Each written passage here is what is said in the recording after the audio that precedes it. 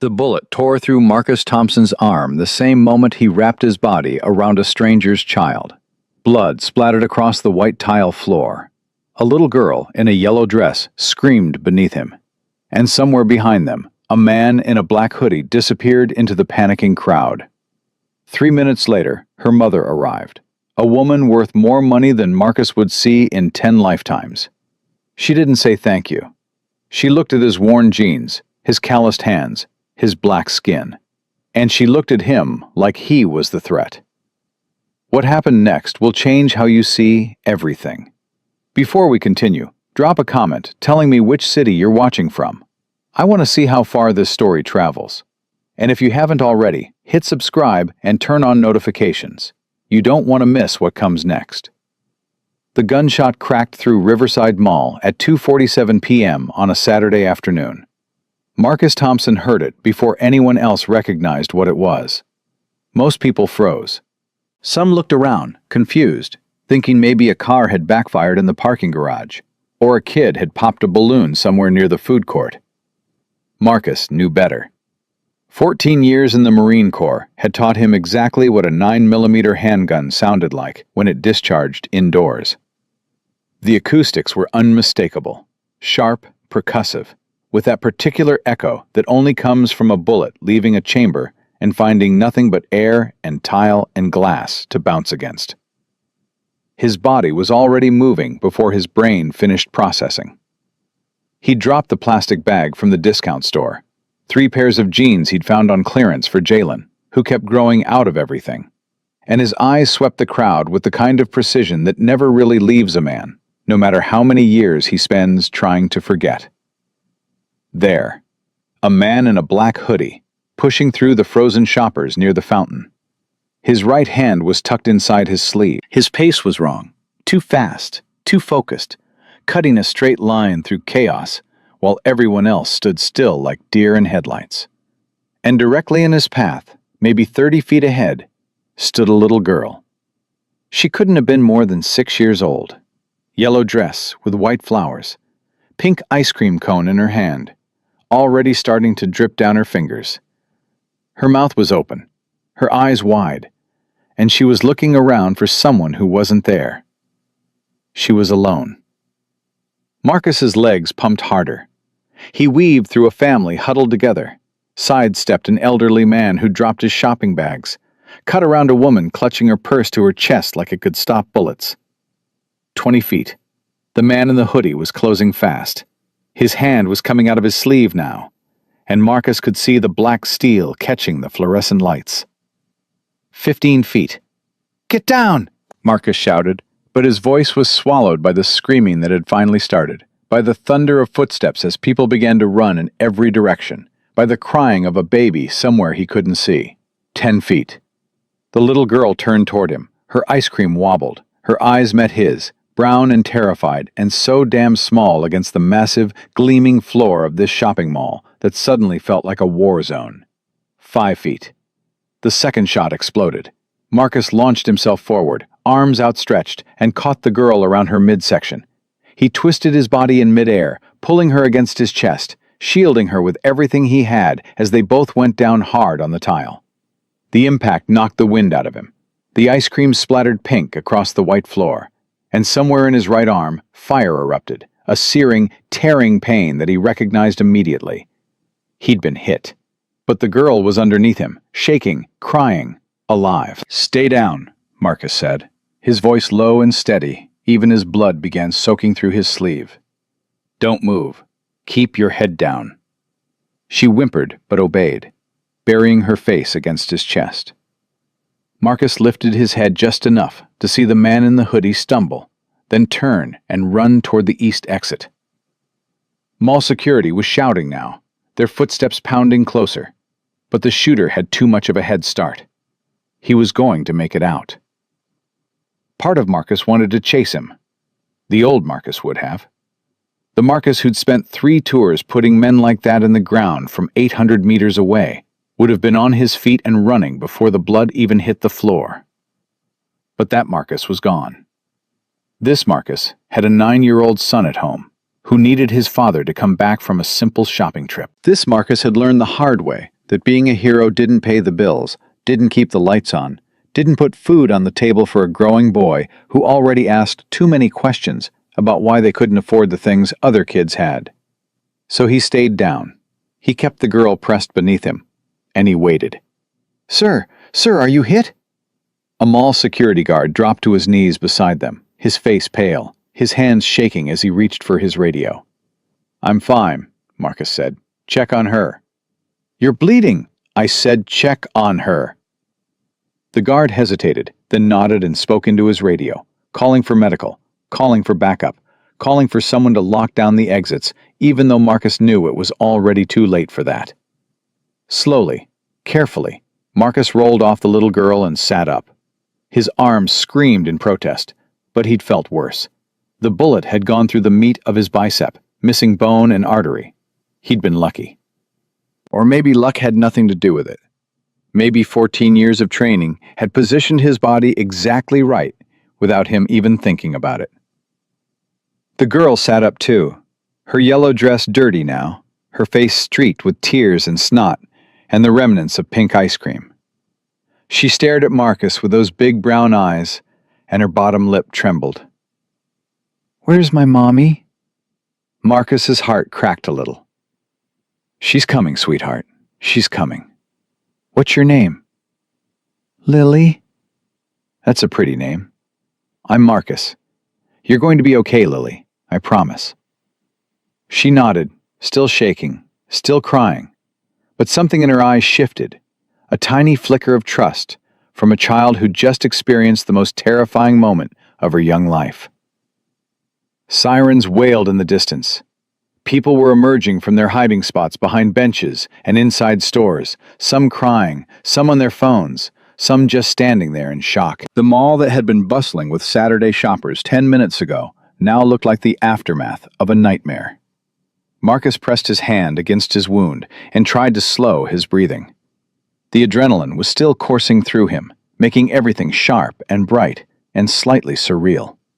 He could feel his heart pounding against his ribs, could hear the blood rushing in his ears, could smell the copper tang of his own blood mixing with the artificial fragrance of the mall's ventilation system.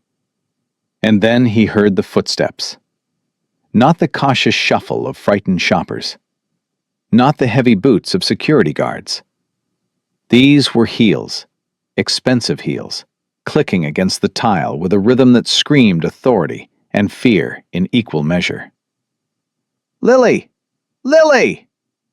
A woman burst through the crowd, her face wild with terror. She wore a dark blazer over a silk blouse, a pencil skirt that probably cost more than Marcus made in a week, and those heels that clacked against the floor like gunshots of their own. She dropped to her knees beside the little girl, pulling her into her arms so tight that Lily let out a small squeak of protest. Oh my God, baby, are you okay? Are you hurt? Let me see your face." "Mommy, the man caught me. He caught me and we fell down." The woman's head snapped toward Marcus.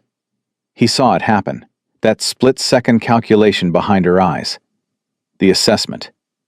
The judgment.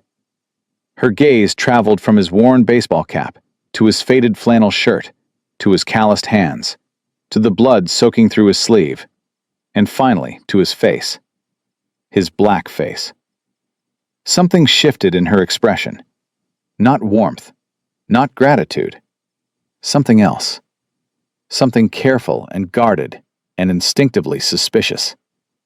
Marcus had seen that look 1,000 times in his life, from teachers who assumed he'd cheated when he got good grades, from store clerks who followed him down aisles, from police officers who pulled him over for driving while black in the wrong neighborhood, from the parents of Jalen's white friends who suddenly remembered they had other plans when Marcus showed up for pickup.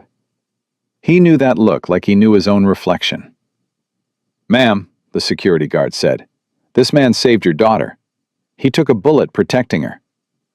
The woman's lips parted slightly, but no words came out. Her arms tightened around Lily, and she pulled the girl just slightly closer, just slightly away from Marcus. "Thank you," she finally said. The words were correct. The tone was not. It was the voice of someone checking a box, fulfilling a social obligation, saying what was expected while meaning something else entirely. Marcus just nodded.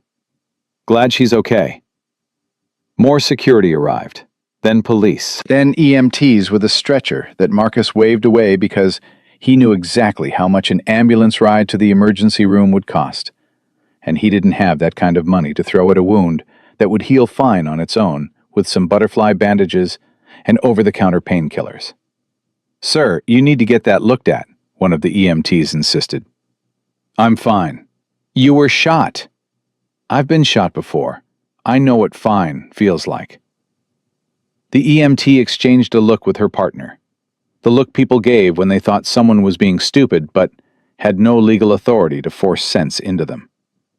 "At least let us wrap it up. Stop the bleeding." Marcus let them. He sat in the back of the ambulance while they cleaned and bandaged his arm, while the police took statements from everyone nearby, while the woman, Lily's mother, spoke to officers with that same calm, controlled voice that suggested she was used to being in charge of every situation she entered. He learned her name from the officer who came to take his statement. Claire Donovan, CEO of Donovan Tech, one of the fastest-growing tech companies in the region.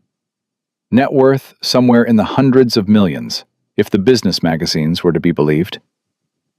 And here was Marcus Thompson, warehouse worker, single father, struggling to make rent, covered in his own blood, and sitting in the back of an ambulance he couldn't afford to actually ride anywhere. The contrast was almost funny. Almost. "Mr. Thompson?" Marcus looked up. The officer standing before him was young, probably late 20s, with a clipboard and a pen, and an expression that said he'd rather be anywhere else. "Need you to walk me through what happened." Marcus told him. Heard the shot, saw the man, saw the girl. Did what anyone would do. The officer wrote without making eye contact. "So you just happened to be there, just walking by?" "That's right."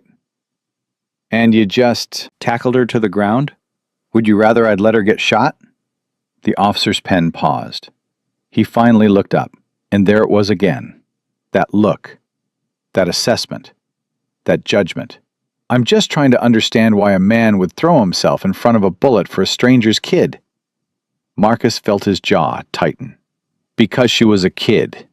Because someone was about to hurt her. Because that's what you do. The officer made a note. "Military? Marines, 14 years. That explains it." He said it dismissively, like Marcus's service was just a footnote, just a box to check, just a detail that made the story make sense, instead of something that had defined 2 decades of his life. The officer asked a few more questions. What the shooter looked like, which direction he ran, whether Marcus had seen anyone else acting suspicious, and then closed his notebook. "We'll be in touch if we need anything else." No thank you. No acknowledgement. No nothing. Marcus watched him walk away, then leaned his head back against the ambulance wall and closed his eyes. This was his life. This had always been his life. Save someone's daughter, take a bullet doing it, and still get treated like a suspect instead of a hero. Still get looked at like a problem instead of a solution. Still get dismissed and overlooked and undervalued by people who'd never sacrificed a damn thing for anyone. His phone buzzed in his pocket. He pulled it out and saw the text from Mrs. Patterson, Jalen's babysitter. "Everything okay? Jalen's asking when you'll be home." Marcus typed back, "On my way. Got held up. Tell him I'm fine." He climbed out of the ambulance, his arm throbbing beneath the fresh bandages, and started walking toward the parking garage. Behind him, he could hear Claire Donovan still talking to the police, her voice steady and commanding, her words clipped and precise. She never looked back at him. The apartment was small and tired. 2 bedrooms, 1 bathroom, a kitchen that barely fit 2 people standing side by side, and a living room dominated by a second-hand couch that sagged in the middle from years of use.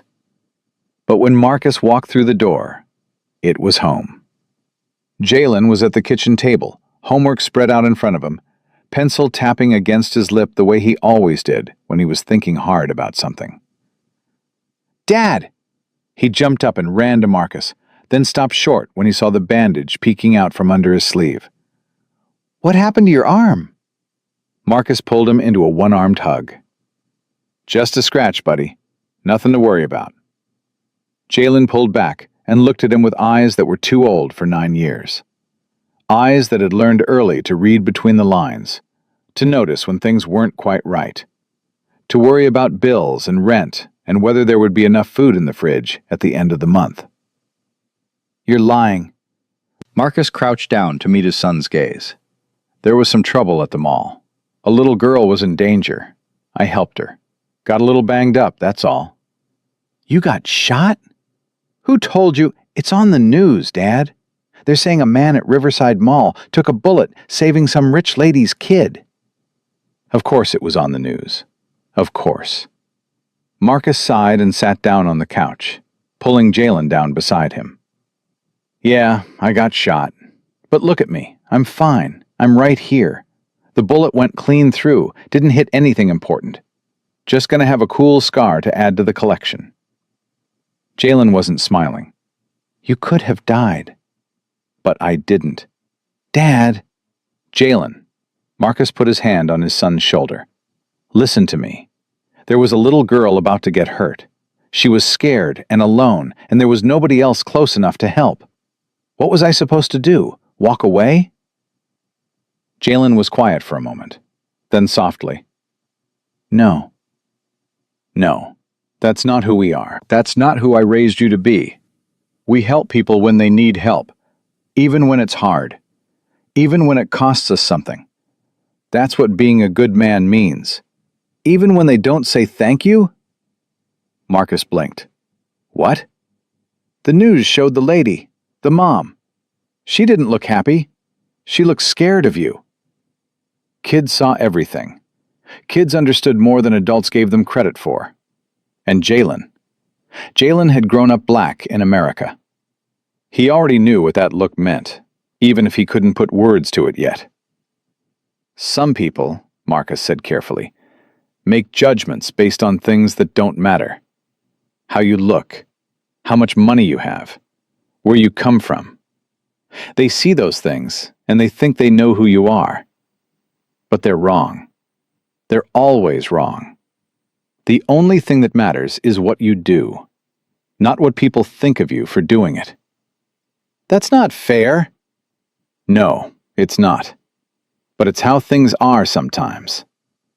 Our job isn't to change how other people think. Our job is to be good anyway, to do the right thing even when nobody thanks us for it, even when they treat us like we're the bad guys. That's what makes us different from them." Jalen leaned against his father's side, careful to avoid the injured arm. "I'm glad you're okay, Dad." "Me too, buddy. Me too." Later that night, after Jalen was asleep, Marcus sat alone in the kitchen with a glass of water and the wooden box he kept hidden above the refrigerator. He hadn't opened it in almost a year. The brass latch was worn smooth from all the times he touched it without opening it. All the nights he'd sat exactly like this, thinking about what was inside, but not quite able to face it. Tonight, he opened it. The folded American flag was on top, its triangular shape still crisp and perfect despite the years. Beneath it lay a tarnished military challenge coin from his old unit, 3rd Battalion, 6th Marines, and a letter so creased and worn it was starting to tear at the edges. He didn't take the letter out. He never did. He just looked at it, remembered who had written it and why, remembered the day it had arrived and everything that had changed afterward. The room around him faded. He was somewhere else now, somewhere hot and dry, where the sand got into everything and the air tasted like dust and diesel. He was lying flat on a rooftop, his rifle balanced on its bipod, his eye pressed to the scope, while his spotter called wind adjustments in his ear. "Target acquired, 800 meters. Adjust 2 clicks left for wind." His breathing slowed. His heartbeat steadied. The world narrowed to a single point. The crosshairs centered on a man who was about to kill American soldiers if Marcus didn't stop him. He squeezed the trigger. The shot was perfect. They always were. But the faces never stopped visiting him at night. The men he'd killed from distances so great they never saw it coming, never knew who ended them, never had a chance to fight back. They were enemies, he knew that. They would have killed his brothers in arms without hesitation.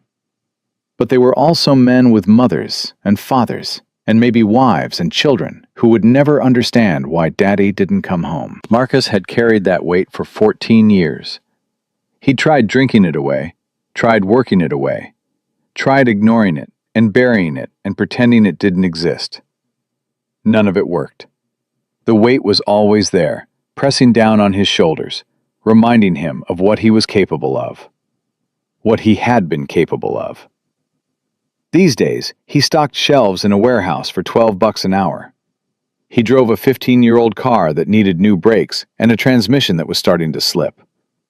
He counted pennies at the grocery store and put items back on the shelf when the total got too high. He was nobody special, nothing important, just another struggling single dad trying to keep his head above water in a world that didn't care whether he sank or swam. But today, for one moment, he'd been the man he used to be. Fast, decisive, lethal in a different way.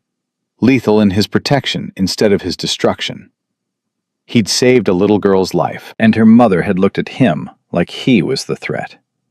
Marcus closed the wooden box and slid it back into its hiding spot. He finished his water, checked that the door was locked, checked that Jalen was still sleeping, and finally let himself sink into his own bed. His arm throbbed beneath the bandages.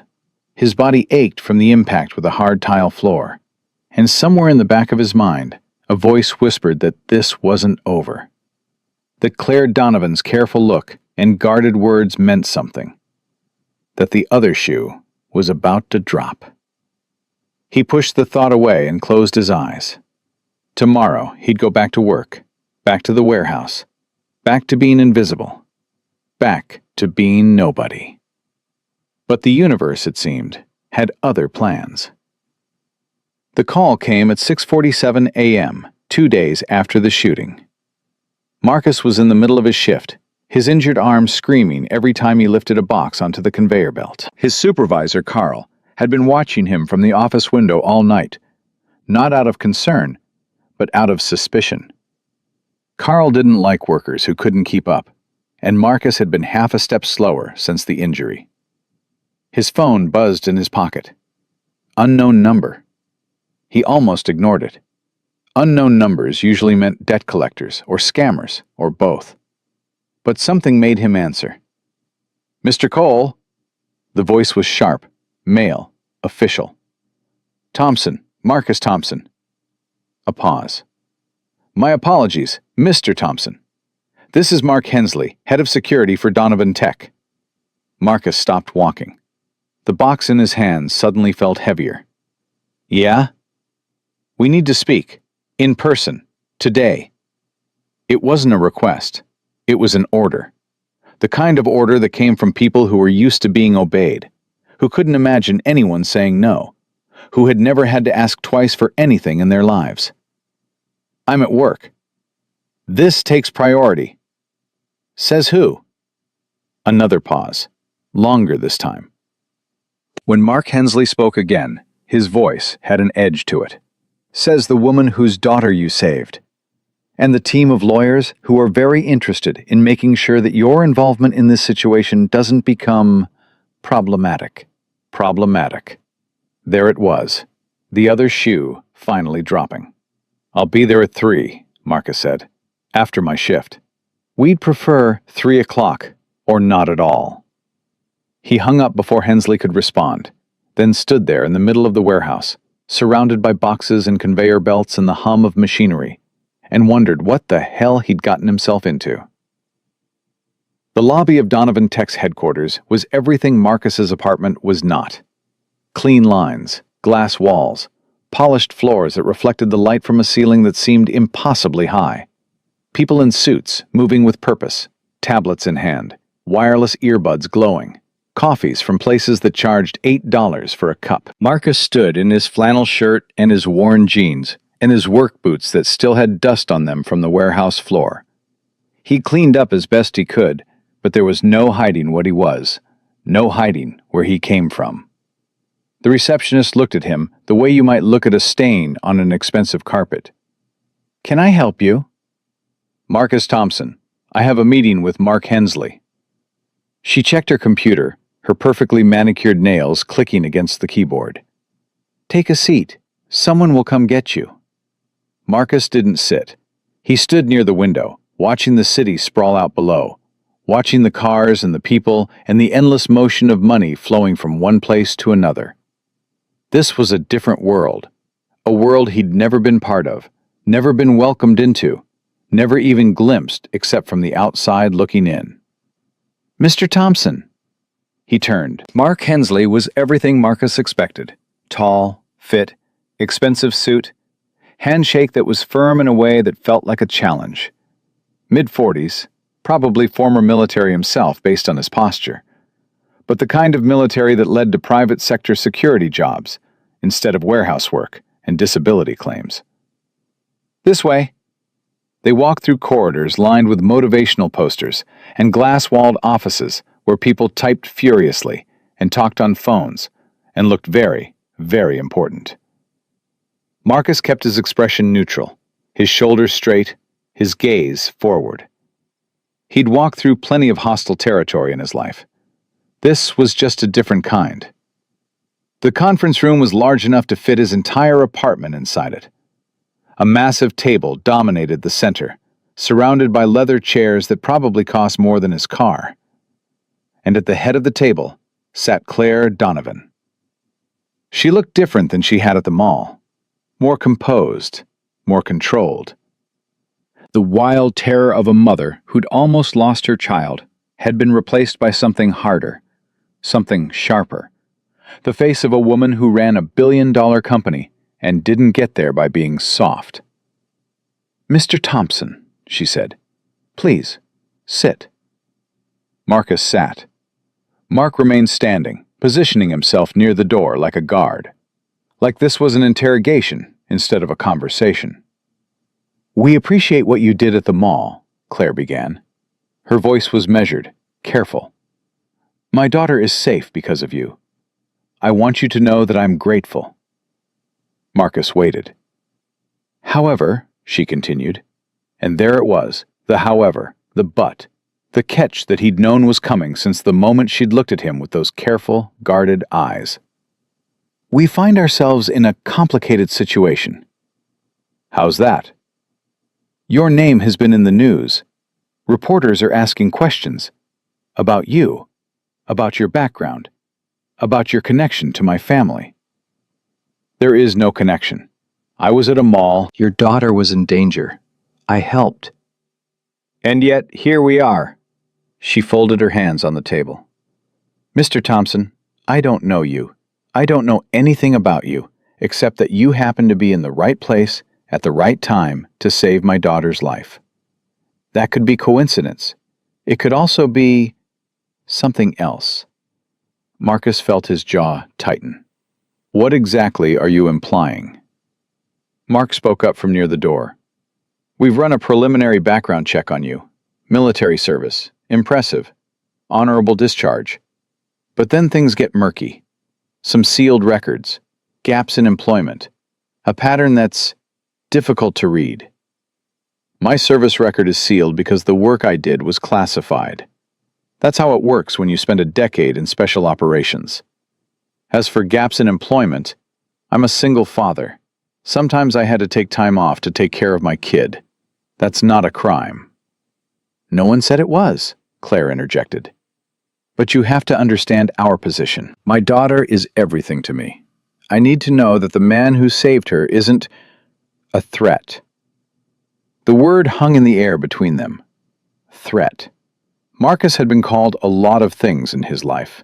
Soldier, sniper, father, worker. But never, not once, had anyone looked him in the eye after he'd taken a bullet for their child and called him a threat.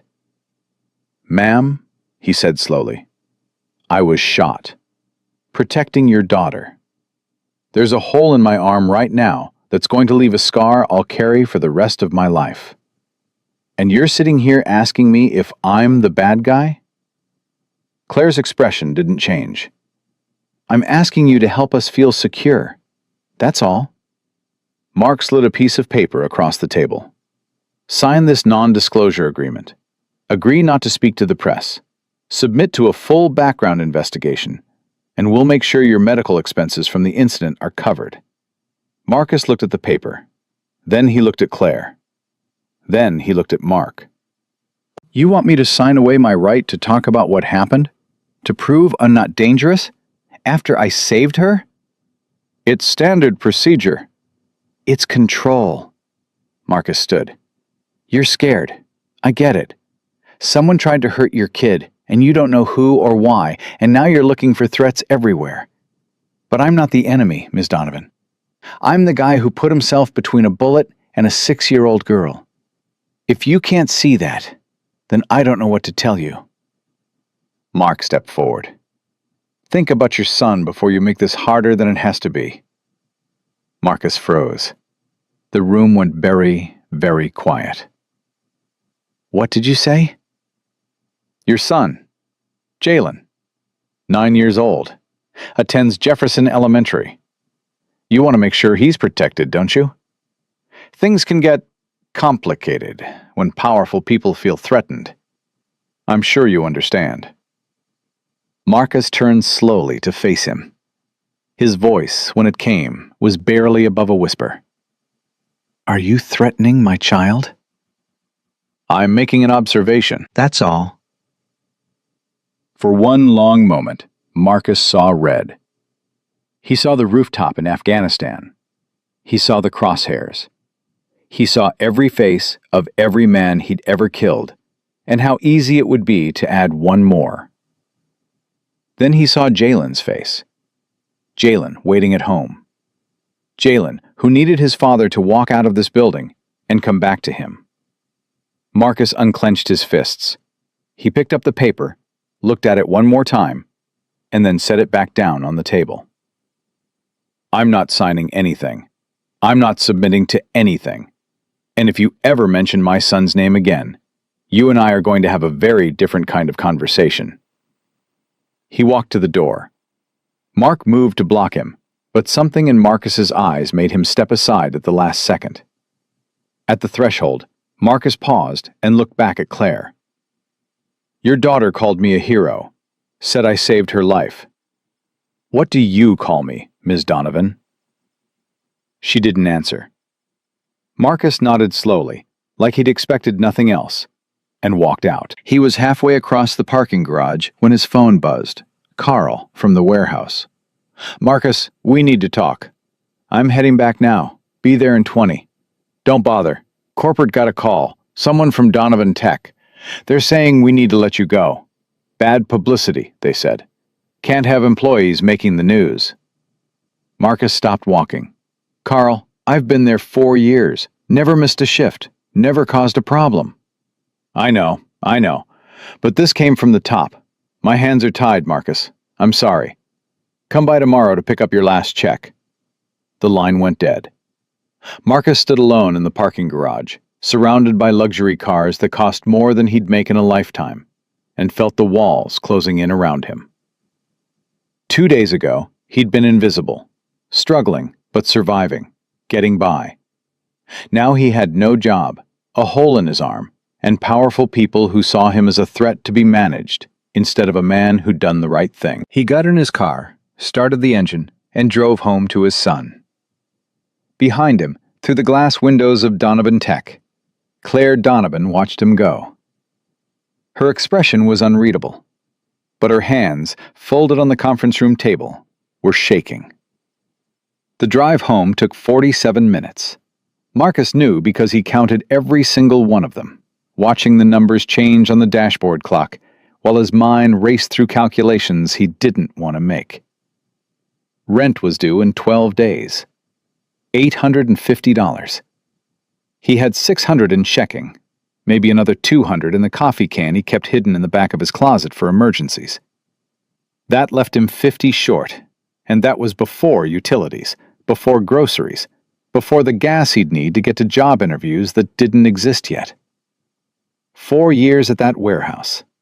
4 years of showing up early, staying late, never complaining, never causing problems. And one phone call from a company worth billions had erased all of it in 30 seconds. When he walked through the apartment door, Jalen was on the couch watching cartoons. The boy's face lit up for a moment, then fell when he saw his father's expression. "Dad, what's wrong?" Marcus forced a smile. "Nothing, buddy. Just tired." "You're lying again." "Jalen, you always get that line between your eyebrows when something's wrong. You've had it since you came home from the mall. What happened?" 9 years old, and the kid could read him like a book. Marcus didn't know whether to be proud or heartbroken. He sat down on the couch, the cushions sagging beneath him like they always did, and pulled Jalen close. "I lost my job today." Jalen was quiet for a long moment. Then, "Because of the shooting?" "Yeah, because of the shooting." "That's not fair. You saved that girl." "I know, so why are they punishing you?" Marcus stared at the television, where cartoon characters chased each other in bright colors across a world where problems got solved in 22 minutes and everyone lived happily ever after. "Sometimes," he said slowly, "people with power get scared. And when powerful people get scared, they hurt the people around them. Not because those people did anything wrong, but because hurting them feels like control, feels like safety." "That's stupid." "Yeah, it is." "What are we going to do?" Marcus squeezed his son's shoulder. "We're going to be okay. I'll find another job. I always do." But even as he said it, he wasn't sure he believed it. He was 36 years old, with a military record he couldn't talk about, a resume full of manual labor jobs, and now a name that had been in the news connected to one of the most powerful women in the city. Who was going to hire him? Who was going to take that risk? That night, after Jalen went to bed, Marcus sat at the kitchen table with his laptop open in front of him. He scrolled through job listings, warehouse positions, delivery driver openings, night security gigs at strip malls and office parks.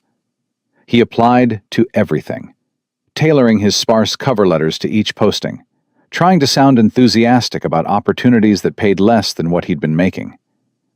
His phone buzzed. Unknown number, again. He almost didn't answer, but something made him pick it up. "Mr. Thompson?" A woman's voice this time, professional, clipped. "I'm calling on behalf of Donovan Tech's legal department. We wanted to follow up on your meeting with Mr. Hensley today." "I already told him no." "We understand. However, we'd like to make you aware that we're prepared to increase our offer. Full medical coverage for your injury, compensation for lost wages, and a settlement of $50,000, contingent on signing the non-disclosure agreement and agreeing to a background investigation." Marcus laughed. It came out harsh and bitter, nothing like his real laugh. $50,000 to shut up and let you dig through my life. That the going rate for saving a CEO's daughter these days? "Mr. Thompson, this is a generous offer. We're trying to make this right." "No, you're trying to make this go away. There's a difference." "I'd encourage you to think carefully before rejecting." "I already thought about it. The answer's still no." He hung up before she could respond, then sat there staring at the phone like it might bite him. $50,000. That was more money than he'd seen in years. That was new brakes for his car. That was a cushion for rent. That was security, stability, breathing room. And all he had to do was let them treat him like a criminal for doing the right thing. He put the phone face down on the table and didn't look at it again. The next morning, Marcus was up at 5. He made breakfast for Jalen, scrambled eggs and toast, the cheap kind of bread that always went stale too fast, and had his son dressed and ready for school by 7. "You're not going to work?" Jalen asked, his backpack hanging off one shoulder. "Got some things to take care of today. Job stuff." "Oh." Jalen paused at the door. "Dad?" "Yeah?" "I hope they're not all mean like those people."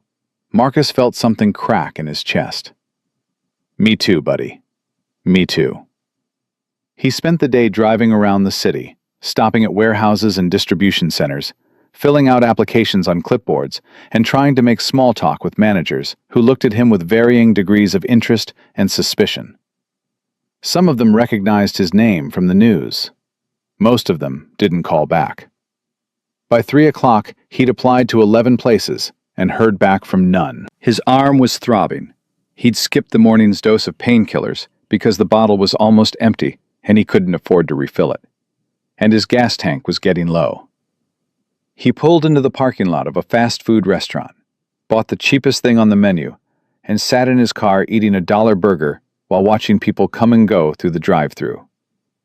His phone buzzed, an actual name this time, James Carter. Marcus answered immediately. "James." "Marcus, heard about what happened. You okay?" James Carter had served with Marcus in the Marines, back when they were both young and stupid and thought they were invincible. They'd lost touch for a few years after getting out, but reconnected when James moved to the city for work. He was the closest thing Marcus had to a real friend these days. "I'm fine. Arm's healing." "I'm not talking about the arm. I'm talking about the job. Word travels fast, brother. Donovan Tech made some calls." Marcus's grip tightened on his phone. "Calls to who?" "Everybody. Every warehouse within 20 miles got a courtesy heads up that Marcus Thompson is trouble, that you're unstable, that you might be a liability." The burger in Marcus's stomach turned to lead. "They can't do that." "They're doing it. I heard from a buddy who works security at Maxwell Distribution. Said they were specifically told not to hire you if you applied." "That's..." Marcus stopped. "What was it? Illegal?" "Maybe. Provable? Definitely not." Claire Donovan had lawyers who got paid more per hour than Marcus made in a week. She could bury him in legal fees before he ever saw the inside of a courtroom. "What am I supposed to do, James? I've got a kid. I've got rent. I can't just..." I know. Look, I might have something for you. It's not much. Night security at a construction site. Off the books. Cash under the table. Guy who runs it owes me a favor. It's not a career, but it'll keep the lights on until this blows over. If it blows over. It will. These people have short attention spans. Something else will happen. Someone else will piss them off, and they'll forget all about you. You just gotta survive long enough for that to happen." Marcus closed his eyes. "Thanks, James. I mean it. That's what brothers are for. I'll text you the address. Start tomorrow night." After they hung up, Marcus sat in his car for a long time, watching the sun start to sink toward the horizon. He thought about Claire Donovan in her glass tower, surrounded by people who said yes to everything she wanted. He thought about Mark Hensley and his expensive suit and his casual threat against a 9-year-old boy. He thought about all the people who'd looked at him his whole life and seen something dangerous, something suspicious, something less than human. And he thought about Lily, 6 years old, yellow dress, pink ice cream, the way she'd looked at him when the chaos settled, like he was the safest person in the world. "The man caught me," she'd told her mother. "He caught me, and we fell down." He'd saved her life. He'd taken a bullet for her. And her mother had responded by trying to destroy his. Marcus started the car and drove home to his son. That night, after dinner, spaghetti with sauce from a jar, stretched thin with extra water to make it last. Jalen asked if they could watch a movie together. "Sure, buddy. What do you want to watch?" "Something with superheroes." They ended up on the couch, with a blanket pulled over both of them, watching a movie about a man in a metal suit who saved the world and got thanked for it. Marcus tried to focus on the screen, but his mind kept drifting. "Dad?" Yeah? Do you think you're a superhero? Marcus looked at his son. What makes you ask that? You saved that girl, like in the movies. You ran toward the bad guy when everyone else was running away. That doesn't make me a superhero, Jalen. That just makes me someone who did what needed to be done. But the superheroes in the movies always do what needs to be done. That's what makes them heroes. Marcus was quiet for a moment. The difference is, in the movies, the heroes get rewarded. They get parades and medals, and everyone loves them. In real life, sometimes you do the right thing, and people treat you like you're the villain. Sometimes you save someone's daughter, and they try to take everything you have. Jalen frowned. That's not fair. No, it's not. So why do it? Why be good if people are just going to hurt you for it? It was the kind of question that deserved a real answer. Marcus turned off the TV and shifted to face his son fully. Because being good isn't about what you get back. It's about who you are. It's about looking in the mirror and being able to live with the person looking back at you. I could have walked away at that mall, could have kept my head down and let someone else handle it, but then I would have had to live with knowing I let a little girl get hurt when I could have stopped it. And that, he shook his head, that's not a life I'm willing to live. Even if it costs you? Even if it costs me everything. Jalen was quiet, processing. Then he leaned his head against his father's shoulder. I want to be like you when I grow up. Marcus felt his throat tighten. No, buddy. I want you to be better than me. I want you to live in a world where doing the right thing doesn't cost you your job, where people judge you by your heart and not your skin. I want you to be the kind of man who changes that world, not just survives it. Can we change it together? Yeah. Marcus pulled his son close. Yeah, we can try. The next few days blurred into a routine that felt like survival. Marcus worked the night security job James had found for him. 12 hours standing in the cold, watching an empty construction site, making sure nobody stole copper wire or spray-painted the equipment. It paid $200 a week, cash, which wasn't enough, but was better than nothing. During the days, he kept applying for jobs, kept getting rejected, kept hearing the same excuses wrapped in different words. Not a good fit. Going with another candidate. Position filled. Claire Donovan's reach was longer than he'd imagined. On the fourth day, his phone rang with another unknown number. He almost didn't answer, but something made him pick it up. Mr. Thompson, this is Detective Morrison with the Metro Police Department. We need you to come down to the station. It's about the mall shooting. Marcus's heart rate spiked. Am I under arrest? No, sir. We just have some follow-up questions. New developments in the case. He went. What choice did he have? The police station was everything he expected. Fluorescent lights, stale coffee smell, officers who looked at him with that familiar mix of suspicion and dismissal. Detective Morrison was a tired-looking woman in her 50s who led him to an interview room and offered him water he didn't drink. Mr. Thompson, we've been investigating the mall shooting. The man you encountered, Tyler Briggs, was not acting alone. Marcus leaned forward. What do you mean? Briggs was a hired gun. Someone paid him to target Lily Donovan specifically. We believe there's a larger conspiracy here, possibly connected to business rivals of Donovan Tech. Have you told Claire Donovan this? We're working with her security team, which brings me to why you're here. Morrison opened a folder and slid a photograph across the table. Do you recognize this man? Marcus looked.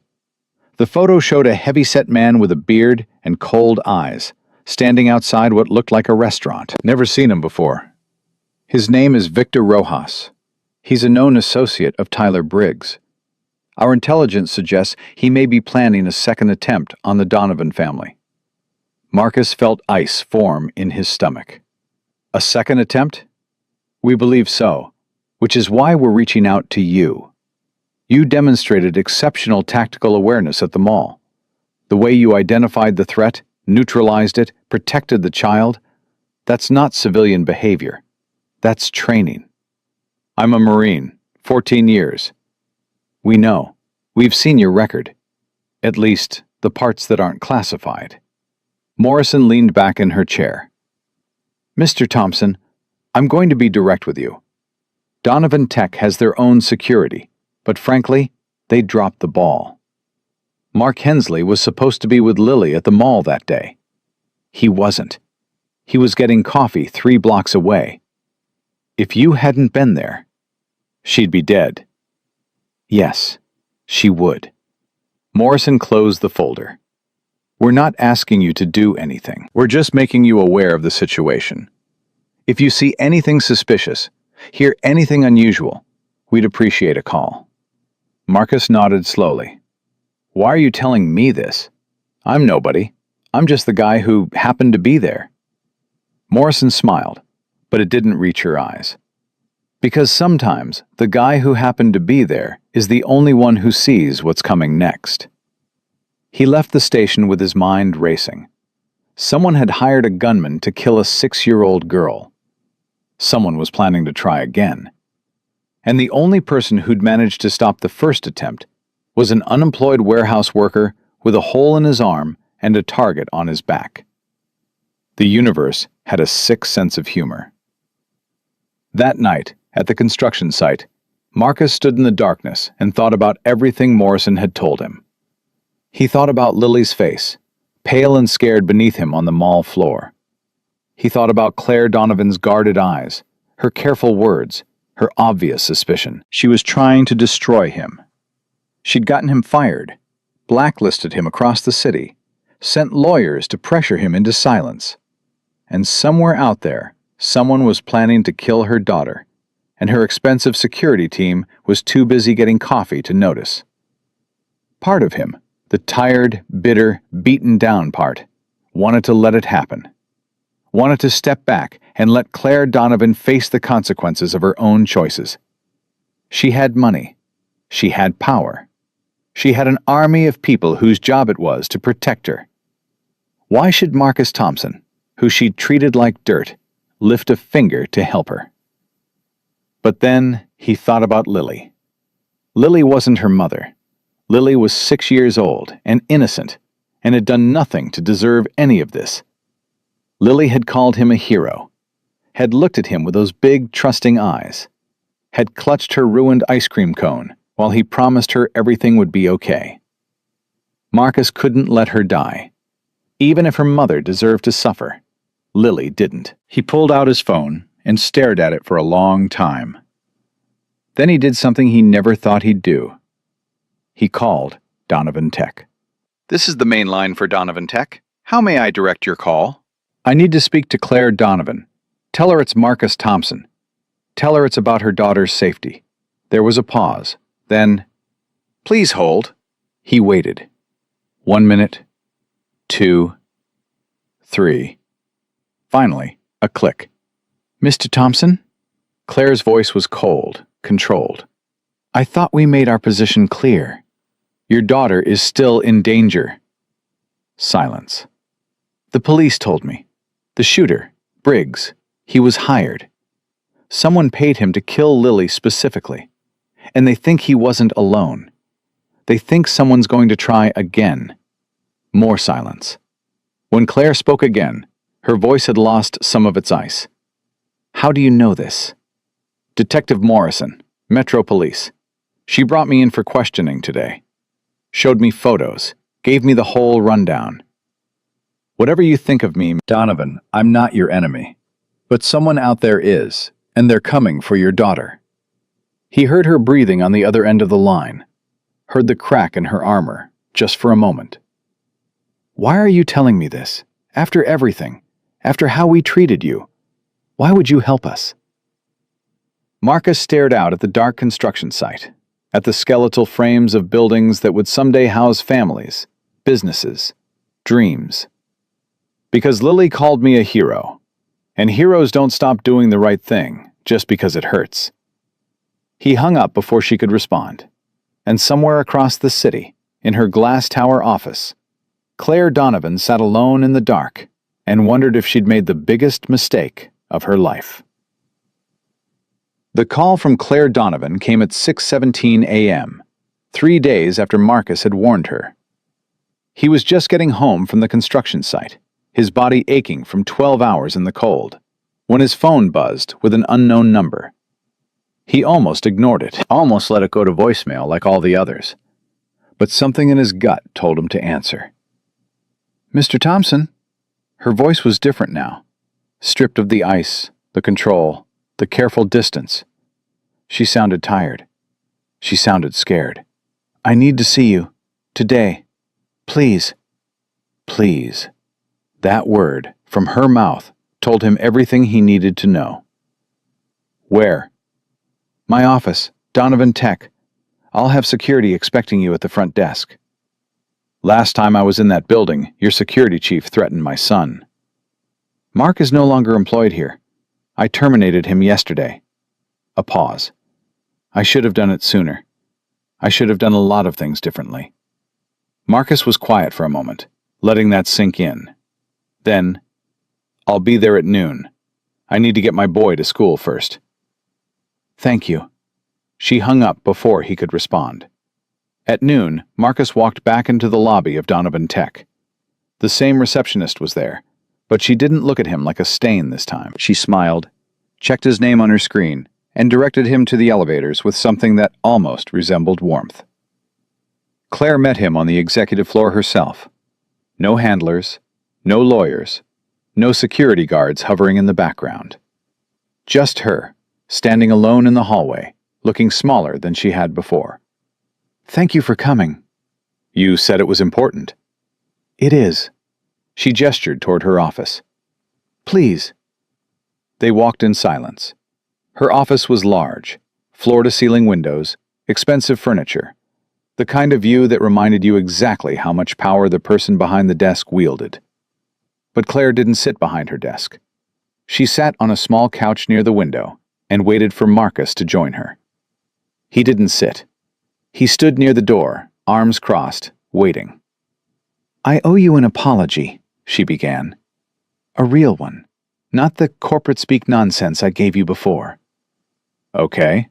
"When I saw you at the mall, when I saw you bleeding on the floor next to my daughter, I didn't see a hero. I saw—" She stopped, shook her head. "I saw what I was taught to see. A black man in worn clothes. Someone I didn't know. Someone I couldn't control. And I was scared, not of what had happened, but of what it meant that my daughter's life had been saved by someone I would have walked past on the street without a second glance." Marcus said nothing. He just watched her, letting her fill the silence with the truth she'd been avoiding. "I told myself I was being careful, protective, that any mother would have done the same. But that's not what it was." She finally looked up at him. "It was prejudice, pure and simple. I judged you based on how you looked and where you came from, and I punished you for saving my daughter's life.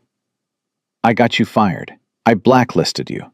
I sent lawyers to intimidate you, and you responded by calling to warn me that someone was still trying to kill my child. I didn't do it for you. I know. You did it for Lily. That's what makes it worse." She stood and walked to the window, her back to him. "I built this company from nothing. I fought through every barrier, every glass ceiling, every man who told me I couldn't. And somewhere along the way, I became exactly the kind of person I'd always resented. I looked at you, and I saw less, and I was wrong." Marcus felt something shift in his chest. Not forgiveness, not yet, but something close to understanding. "What do you want from me, Ms. Donovan?" She turned around. "I want you to help me protect my daughter." "You have security. You have the police." "The police are stretched thin. My security team is compromised. I can't trust that Mark didn't leave behind people who are loyal to him instead of me. And the threat is real. Detective Morrison confirmed it this morning. Victor Rojas was spotted in the city yesterday. They think he's planning something soon." "So hire a professional," You've got the money. I don't need a professional. I need someone who's already proven they'll put their body between my daughter and a bullet. She took a step toward him. I need you. Marcus laughed, but there was no humor in it. You tried to destroy me. You threatened my son. And now you want me to work for you? I'm not asking you to work for me. I'm asking you to protect Lily.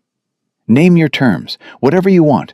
Money, benefits, a job when this is over, it's yours. I'll put it in writing. I'll sign whatever contract makes you feel secure. It's not about security. Then what is it about? Marcus stared at her for a long moment. It's about respect. You looked at me like I was nothing, like I didn't matter, like my life was worth less than yours because I stock shelves for a living, and you sit in a corner office. You want my help? You don't buy it. You earn it. Claire nodded slowly. How do I earn it? You start by being honest with me, about everything, about the threat, about what you know, about why someone wants your daughter dead. No more games, no more lawyers, just the truth. Okay. She walked to her desk, opened a drawer, and pulled out a folder.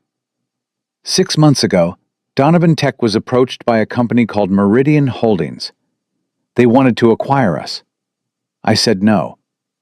They didn't take it well. Didn't take it well how? Threats at first, veiled ones. Suggestions that I might regret the decision. Then our systems started getting hacked. Small things. Emails leaked, files corrupted. We traced it back to Meridian, but we couldn't prove it in court. 2 months ago, I received a letter. No return address, no signature. Just a photograph of Lily walking home from school, and a single sentence. Reconsider. Marcus felt cold fury building in his stomach. They're using your daughter to pressure you into selling. Yes. When I still refused, the mall shooting happened. Tyler Briggs was hired by someone connected to Meridian. We can't prove it yet, but we know. And Victor Rojas? Briggs's partner. They served time together. Morrison thinks Rojas is here to finish what Briggs started. Marcus took the folder and flipped through it. Photographs of Rojas. Maps of the city, threat assessments from security consultants. This wasn't just paranoia. This was a coordinated campaign against a woman who'd made powerful enemies. Why not go to the FBI? This is corporate terrorism. I have. They're investigating. But investigations take time, and Victor Rojas isn't going to wait for warrants and subpoenas. He's going to make a move, and it's going to happen soon. Marcus closed the folder. What's Lily's schedule? School until 3. Dance class on Tuesdays and Thursdays. Home by 5 most days. I've kept her out of public spaces since the mall, but I can't keep her locked up forever. She's 6 years old. She doesn't understand why she can't go to the park or see her friends. Does she know about the danger? She knows Mommy's being extra careful. She doesn't know why. Good. Keep it that way. Marcus set the folder on her desk. I'll need full access to your security team, what's left of it. And I'll need to see the building, your home, the school, everywhere Lily goes. You'll have whatever you need. And I want your word, your real word, not a contract, that when this is over, you'll make things right. Not just for me, for my son, for everyone your company hurt because you were scared and didn't want to admit it. Claire met his eyes. You have my word. Marcus nodded once. Then let's get to work. The next 2 days were a blur of reconnaissance and preparation. Marcus walked every inch of the Donovan Tech building, mapping exits and blind spots, identifying weaknesses in the security protocols. He visited Lily's school and spoke with the principal about emergency procedures. He drove the routes Claire's driver used and found 3 places where an ambush would be easy and escape routes were limited. At night, he went home to Jalen and pretended everything was normal. Made dinner, helped with homework, watched TV together on the sagging couch. But every time his phone buzzed, his heart rate spiked. On the third day, Claire called him into her office. "We have a problem."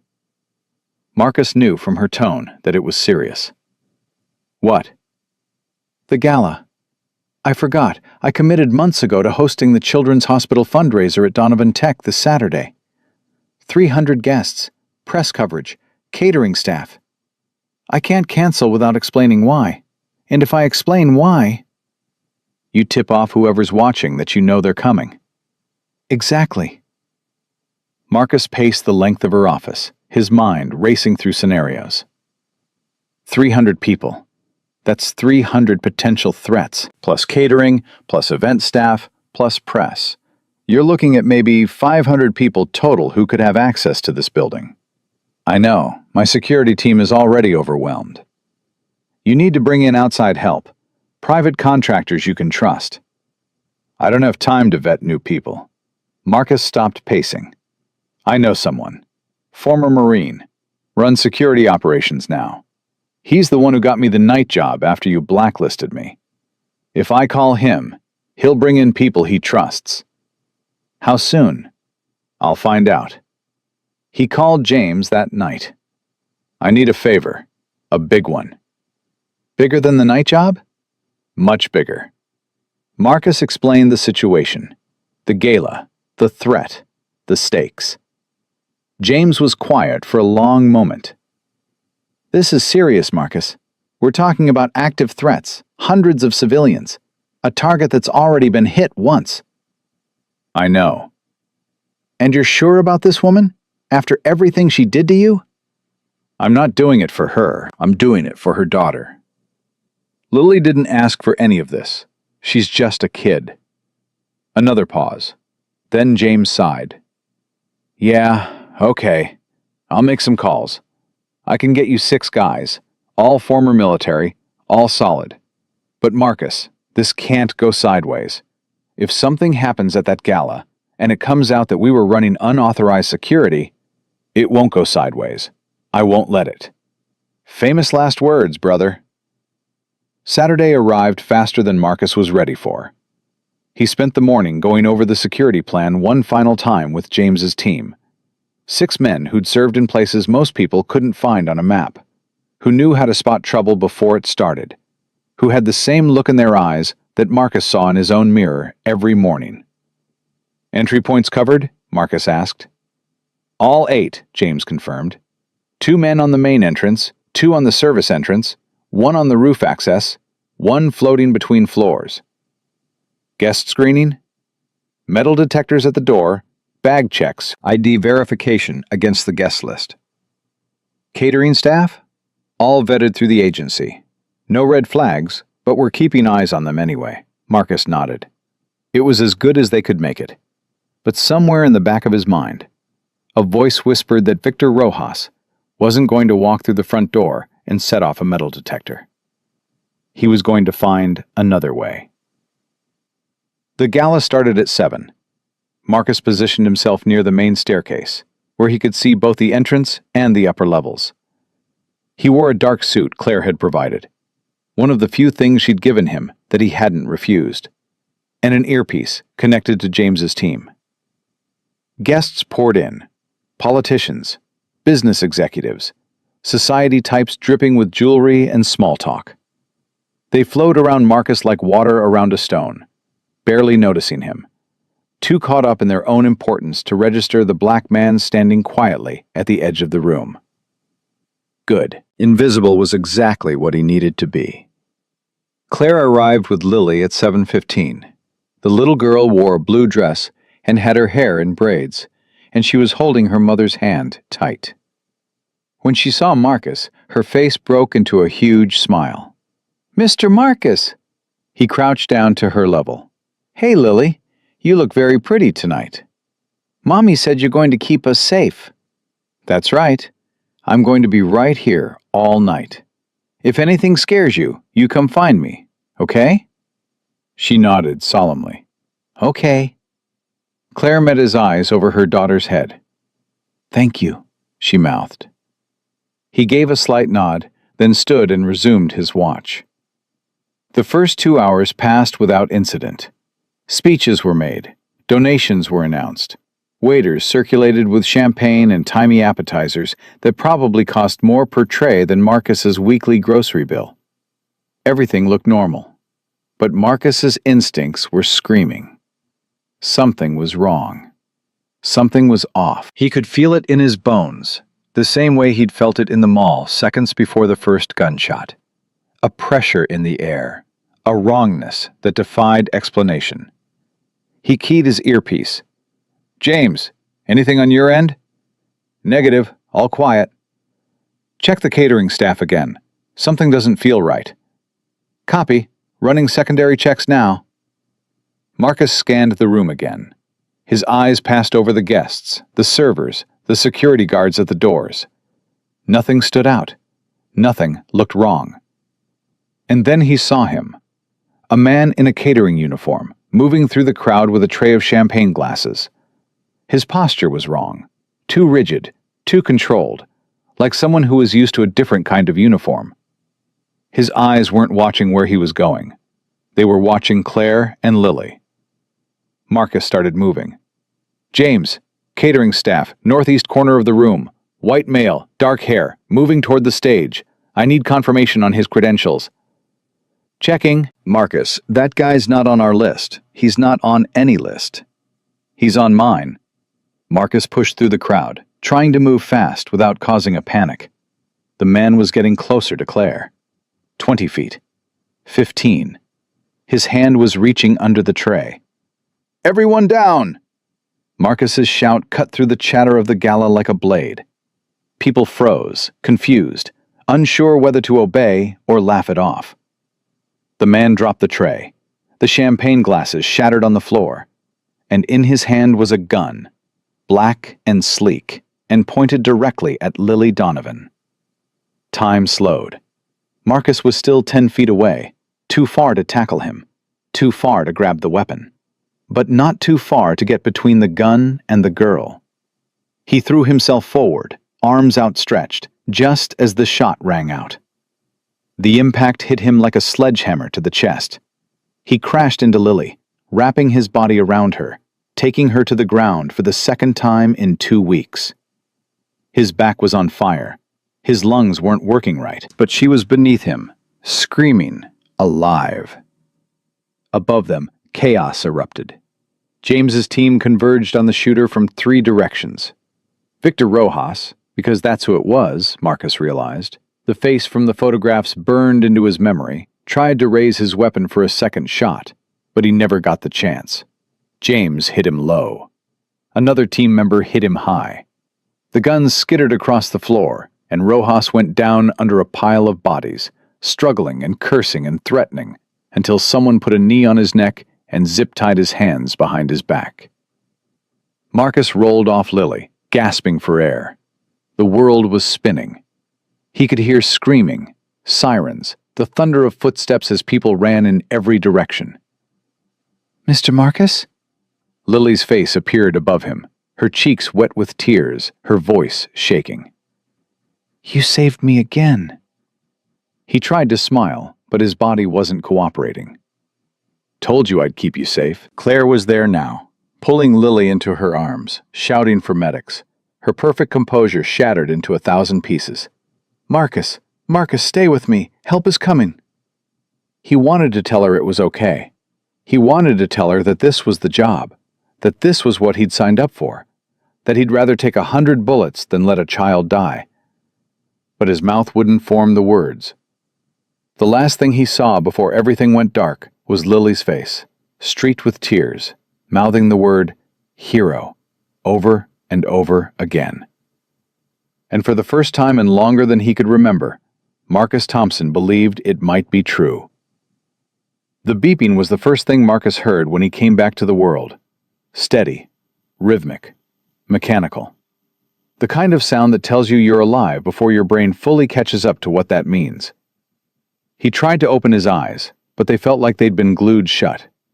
His body was heavy, distant, like it belonged to someone else. There was a dull ache in his chest that flared into sharp pain every time he breathed. "Dad?" Jalen's voice. Close. Scared. Marcus forced his eyes open. The hospital room swam into focus slowly. White walls, fluorescent lights, machines with wires running to his chest and arms. And beside his bed, sitting in a chair that was too big for him, was his son. "Hey, buddy." His voice came out as a croak, barely above a whisper. "Dad!" Jalen lunged forward and grabbed his hand. "You're awake! You're finally awake!" "How long?" Marcus tried to sit up, but his body immediately vetoed that decision. Pain shot through his chest, and he fell back against the pillow, gasping. "Don't move. The doctor said you're not supposed to move." Jalen's eyes were red-rimmed, his face pale. "You've been asleep for 2 days. They said the bullet hit your vest, but some of the fragments, they went into your chest, and you lost a lot of blood, and they had to do surgery, and I was so scared, Dad." "I thought you were going to die."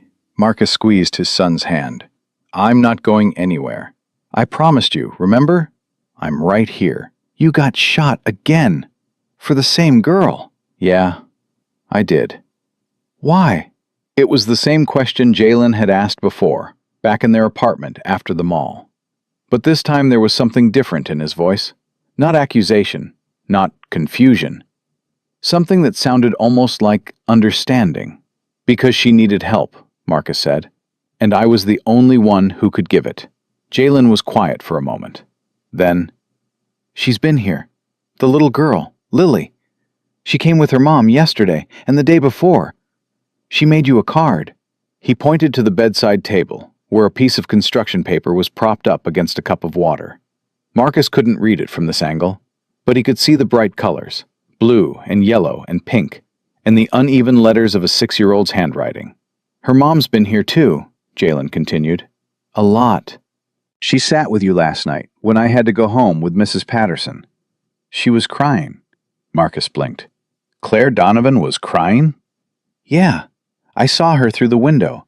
She was holding your hand and crying and talking to you, even though you couldn't hear her." Jalen looked at him with those 2 old eyes. "I think she feels bad.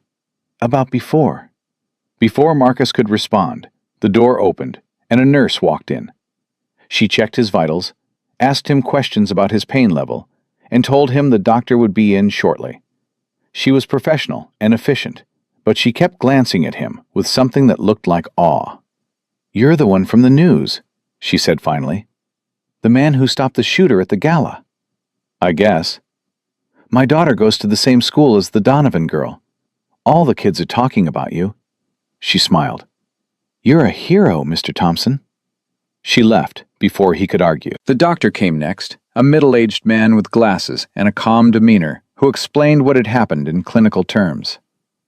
The bullet had hit the Kevlar vest Marcus had been wearing, a precaution he'd insisted on, despite Claire's assurances that the gala would be safe. But the impact had cracked 2 ribs and sent fragments into his chest cavity. They'd removed the fragments surgically and repaired the damage, but he'd need weeks of recovery before he'd be back to full strength. "You're lucky," the doctor said. "A few inches to the left, and we wouldn't be having this conversation." Lucky. There was that word again. After the doctor left, Marcus lay in the hospital bed and stared at the ceiling. His chest hurt. His arm still ached from the first shooting. His whole body felt like it had been through a war, which, in a way, it had. But Lily was alive. Victor Rojas was in custody, and according to Jalen, the threat from Meridian Holdings was being investigated by the FBI, now that there was a clear connection between the company and 2 attempted murders.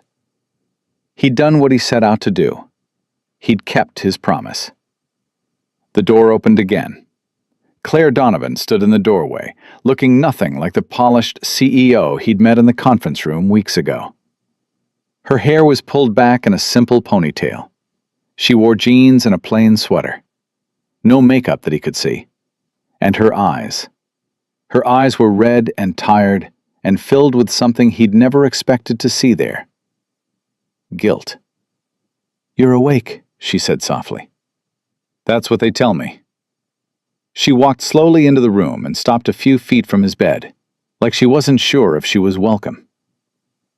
"How are you feeling?" "Like I got shot." A ghost of a smile crossed her face, then disappeared. Marcus, She stopped, shook her head, started again. I don't know how to do this. I've given speeches to thousands of people. I've negotiated deals worth billions of dollars. But I don't know how to say what I need to say to you. Then just say it. She pulled the chair closer to his bed, the same chair Jalen had been sitting in, and sat down. For a long moment, she just looked at him, like she was trying to memorize his face. You took a bullet for my daughter. Again. After everything I did to you. After I got you fired and blacklisted and threatened and humiliated. After I treated you like a criminal for saving her life. You still came back. You still protected her. You still... Her voice cracked. You still threw yourself in front of a gun for a little girl whose mother tried to destroy you. I didn't do it for you. I know. That's what makes it worse. She wiped her eyes with the back of her hand. I've spent my whole life building walls, protecting myself, making sure no one could ever hurt me or take anything from me. And somewhere along the way, I forgot how to see people. I forgot how to trust. I looked at you and I saw a threat instead of a hero. I saw a stranger instead of a father. I saw... She stopped. You saw a black man in cheap clothes, Marcus said quietly, and you made assumptions. Yes. The word came out like a confession. Yes, and I was wrong. I was so wrong, Marcus. I've never been more wrong about anything in my life. The room was quiet except for the steady beeping of the heart monitor. Marcus watched Claire struggle with her emotions, watched the wall she'd built so carefully crumble in real time. Lily asks about you every day, she continued. She draws pictures of you. She tells everyone at school that her friend Marcus is a superhero. Claire's voice broke completely. She loves you. A 6-year-old girl who I've tried so hard to protect from everything. She loves a man I almost destroyed. Kids see things adults miss. She sees you clearly. She always did. Claire reached into her bag and pulled out the card Jalen had pointed to earlier, the one with the bright colors and the uneven letters. She wanted me to read this to you when you woke up. She unfolded the card and read, Dear Mr. Marcus, thank you for saving me again. You are the bravest person in the whole world. I hope you feel better soon. When you do, will you come to my birthday party? Mommy says I can have ice cream cake. I love you. Your friend, Lily. Marcus felt something break open in his chest that had nothing to do with the bullet wound. She drew a picture, too, Claire said, turning the card around. That's you, and that's her, and that's... She pointed to a smaller figure next to the Marcus drawing. That's Jalen. She wants to meet him. She says you told her about him, and he sounds nice. Marcus couldn't speak. His throat was too tight. Claire set the card on his bedside table and took a deep breath. Marcus, I know I have no right to ask you for anything, not after what I've done. But I need you to know that I'm going to spend the rest of my life making this right. Not because I want something from you. Not because I'm trying to buy your forgiveness. But because you showed me who I really was, and I didn't like what I saw. People don't change overnight. No, they don't. But they can start. She met his eyes. I want to offer you a job. Head of Corporate Security at Donovan Tech. Full benefits.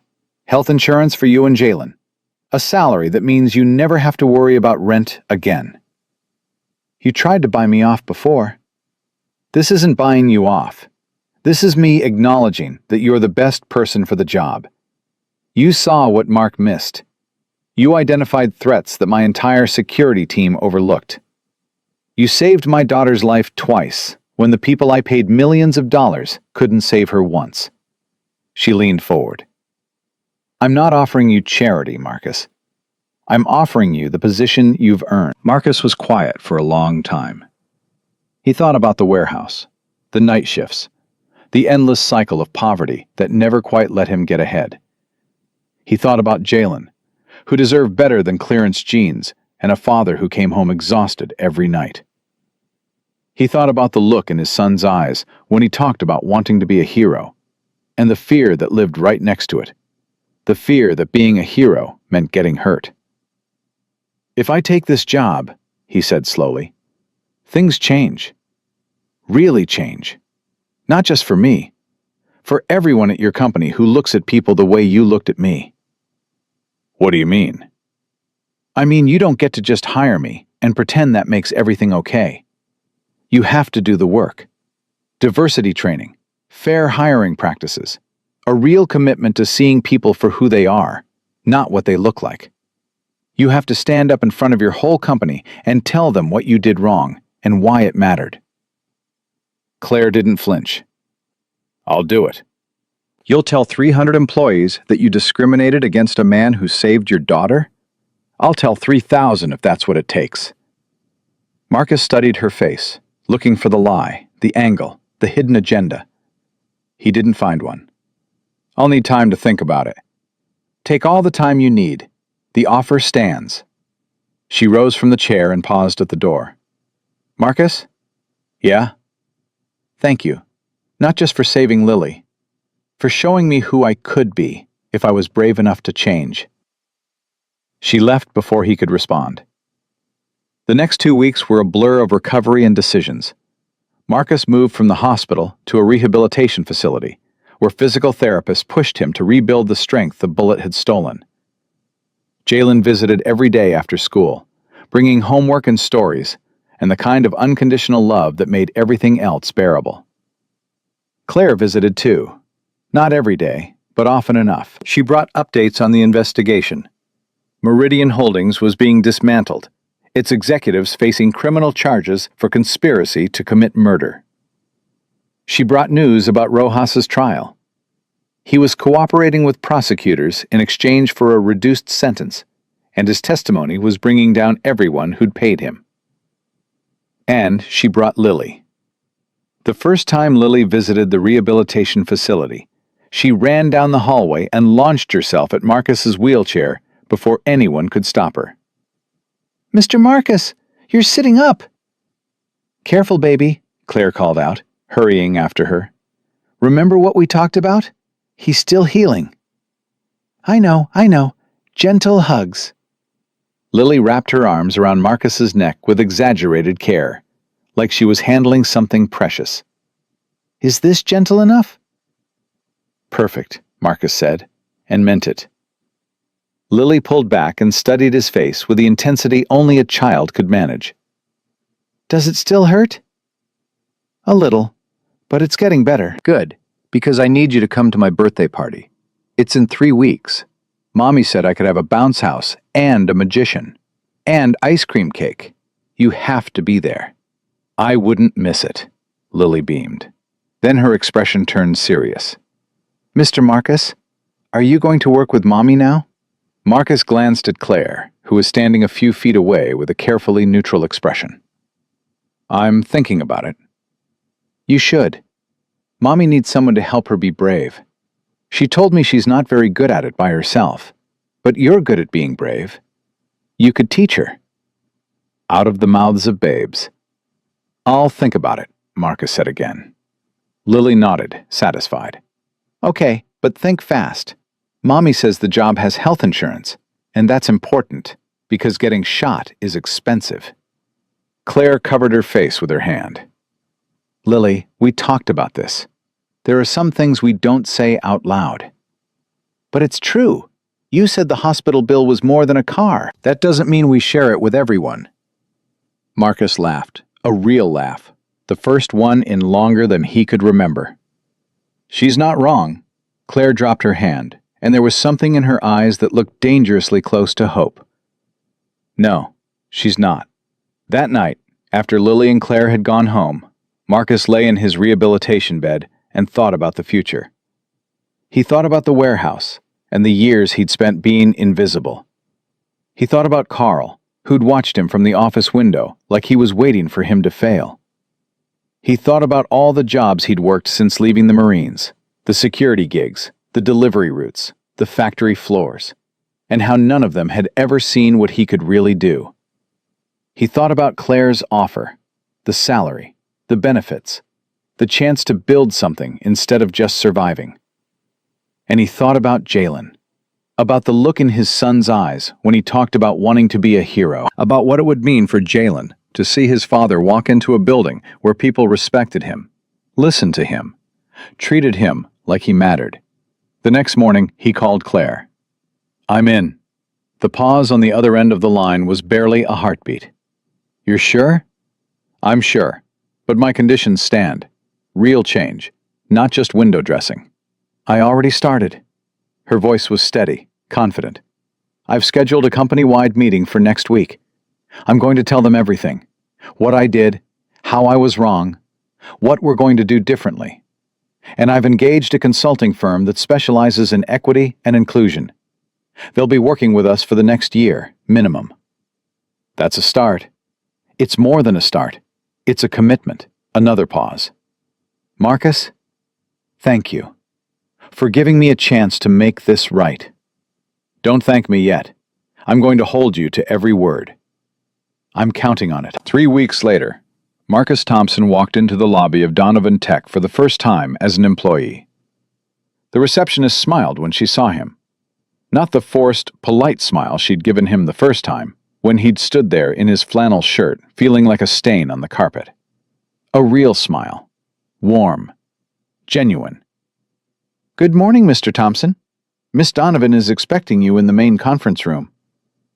"Thank you." He walked through the corridors he'd mapped during those desperate days before the gala. But everything felt different now. Employees nodded as he passed. Some stopped to shake his hand. A few had clearly been waiting for him. They came out of offices and cubicles to introduce themselves, to thank him, to welcome him to the team. "You're the one who saved Lily," a young woman said, her eyes bright. "My sister was at the gala. She said she's never seen anyone move that fast in her life." "Just did what needed to be done," Marcus said. That's what heroes always say. The conference room was packed. Not just executives and managers, everyone. 300 employees, maybe more, crowded into a space designed for 50. They stood along the walls, sat on the floor, spilled out into the hallway, and at the front of the room, Claire Donovan stood behind a podium with no notes, no teleprompter, nothing to hide behind. She saw Marcus enter and gave him a small nod. Then she turned to face her company. "Thank you all for being here. I know this is unusual. I know you're wondering why I've pulled everyone away from their work on a Wednesday morning. The reason is simple. I have something to say, and I need all of you to hear it." The room went quiet. 2 months ago, a man saved my daughter's life at Riverside Mall. He took a bullet meant for her, a bullet that could have killed him. And when he was bleeding on the floor of that mall, do you know what I did? I looked at him with suspicion. I looked at his worn clothes, and his calloused hands, and his black skin, and I decided he was a threat. A murmur ran through the crowd. I had him investigated. I got him fired from his job. I blacklisted him across the city. I sent lawyers to intimidate him. I did everything in my power to destroy a man whose only crime was saving my daughter's life. Claire's voice was steady, but Marcus could see her hands shaking. And when I finally realized how wrong I was, when I finally asked him for help protecting Lily from a real threat, do you know what he did? He said yes. He came back. He put himself between a bullet and my child for the second time, even though I had treated him like a criminal for doing it the first time. Silence. Absolute silence. I am telling you this because you deserve to know what kind of person has been leading this company, and because I need you to hold me accountable as I try to become better. I looked at Marcus Thompson, and I saw what I was taught to see, what society conditioned me to see. I saw his appearance and his circumstances, and I made assumptions that almost got my daughter killed and almost destroyed an innocent man's life. She stepped out from behind the podium and gestured toward Marcus. This is Marcus Thompson. He's not a criminal. He's not a threat. He's a hero. A 14-year Marine Corps veteran. A devoted father. And starting today, the head of corporate security for Donovan Tech. The applause started somewhere in the back of the room and spread forward like a wave. People stood, they clapped, they cheered, and when Marcus walked to the front of the room to stand beside Claire, they didn't stop. For a man who had spent his life being invisible, it was almost too much to bear. "Thank you," he said, when the applause finally died down. "I'm not much for speeches, so I'll just say this. I didn't do what I did for recognition. I did it because it was right. And I'm here now because Miss Donovan convinced me that she wants to make Donovan Tech a place where doing right matters, where people are judged by their character, not their appearance, where everyone gets a fair chance, no matter where they come from." He looked out at the sea of faces, young and old, black and white, men and women, and felt something he hadn't felt in a long, long time. Hope. "I'm going to hold her to that promise," he continued, "and I'm asking all of you to help me.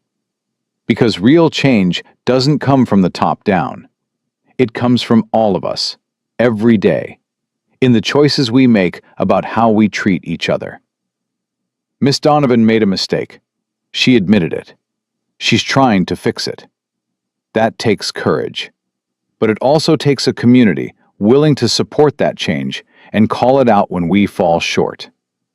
He paused, then added, "I've been the guy people overlook. I've been the guy people assume the worst about. I know what it feels like to be invisible. And I can tell you, nobody should have to feel that way. Not here. Not anywhere."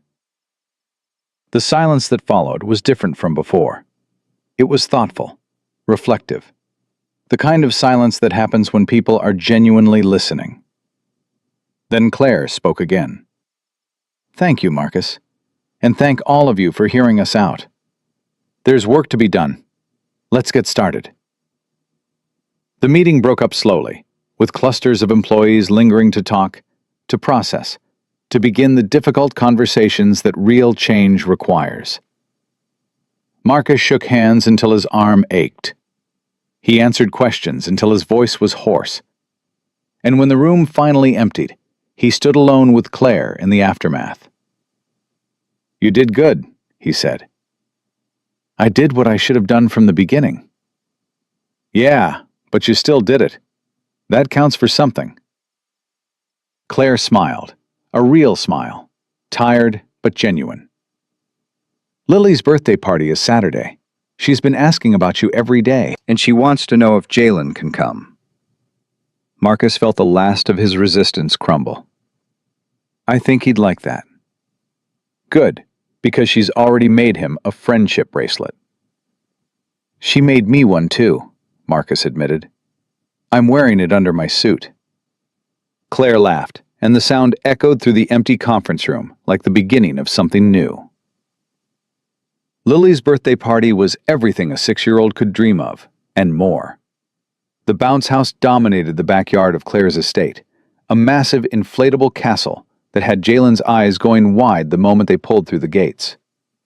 There was a magician who made rabbits appear from hats and doves fly from empty boxes. There were balloons everywhere, pink and purple and gold, and a table stacked with presents wrapped in glittering paper. And in the center of it all, an ice cream cake so tall it needed 2 people to carry it. Marcus stood near the edge of the party, watching Jalen and Lily chase each other across the lawn with a group of kids who'd already forgotten they were strangers an hour ago. His son was laughing, really laughing, the kind of pure, unguarded joy that Marcus hadn't seen in longer than he wanted to admit. "They're good together." He turned to find Claire beside him, holding 2 glasses of lemonade. She offered him one. "Yeah," he said, taking the glass. "They are." "Lily's been talking about Jalen all week. She told everyone at school that her new best friend's dad is a superhero." Marcus shook his head. I wish you'd stop calling me that. Why? It's true. It's not. I'm just a guy who did what needed to be done.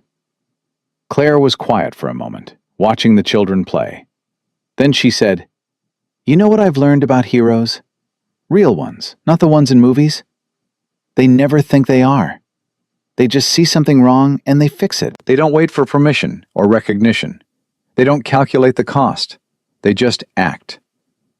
That sounds like something from a self-help book. It's something I learned from watching you. Before Marcus could respond, Lily came running over, her face flushed with excitement. Mr. Marcus! Mr. Marcus! Come see the bounce house. Jalen says you're too big to bounce, but I said you're not, because superheroes can do anything. Marcus glanced at Claire, who was trying very hard not to laugh. I'm being summoned, he said. So I see. Try not to break anything. He let Lily drag him across the lawn to where Jalen was waiting by the bounce house entrance. His son's expression was skeptical. Dad, you can't seriously be thinking about going in there. Your new friend says superheroes can do anything. You have 2 cracked ribs that are still healing. They're mostly healed. Dad! Jalen. They stared at each other for a moment, father and son, locked in a battle of wills that both of them knew Marcus was going to win. Fine, Jalen said finally. But if you hurt yourself, I'm telling the doctors you were showing off for a 6-year-old. Marcus grinned and climbed into the bounce house. It was, without question, the most undignified thing he'd done in years. He bounced awkwardly, his chest protesting with every jump, while Lily and Jalen and a half-dozen other kids laughed and shrieked and did backflips around him like he was an obstacle course. At some point, he lost his balance and went down hard, and 3 children immediately piled on top of him in what they called a superhero dog pile. When he finally extracted himself and climbed out, breathless and sore and grinning like an idiot, Claire was waiting with her phone in her hand. I got pictures. You didn't. I absolutely did. This is going in the company newsletter. Claire, the head of corporate security, defeated by a bounce house. Morale will be through the roof. Marcus laughed despite himself. It felt strange, being somewhere he belonged, with people who wanted him there, doing something that had nothing to do with survival or struggle. It felt almost dangerous, like happiness was something that could be taken away if he held it too tightly. But he held it anyway. As the party wound down and the other children left with their parents, Jalen and Lily sat on the back porch steps, sharing the last slices of ice cream cake. Marcus watched them from inside, where Claire was directing the catering staff through the cleanup. He's a good kid, she said, following his gaze.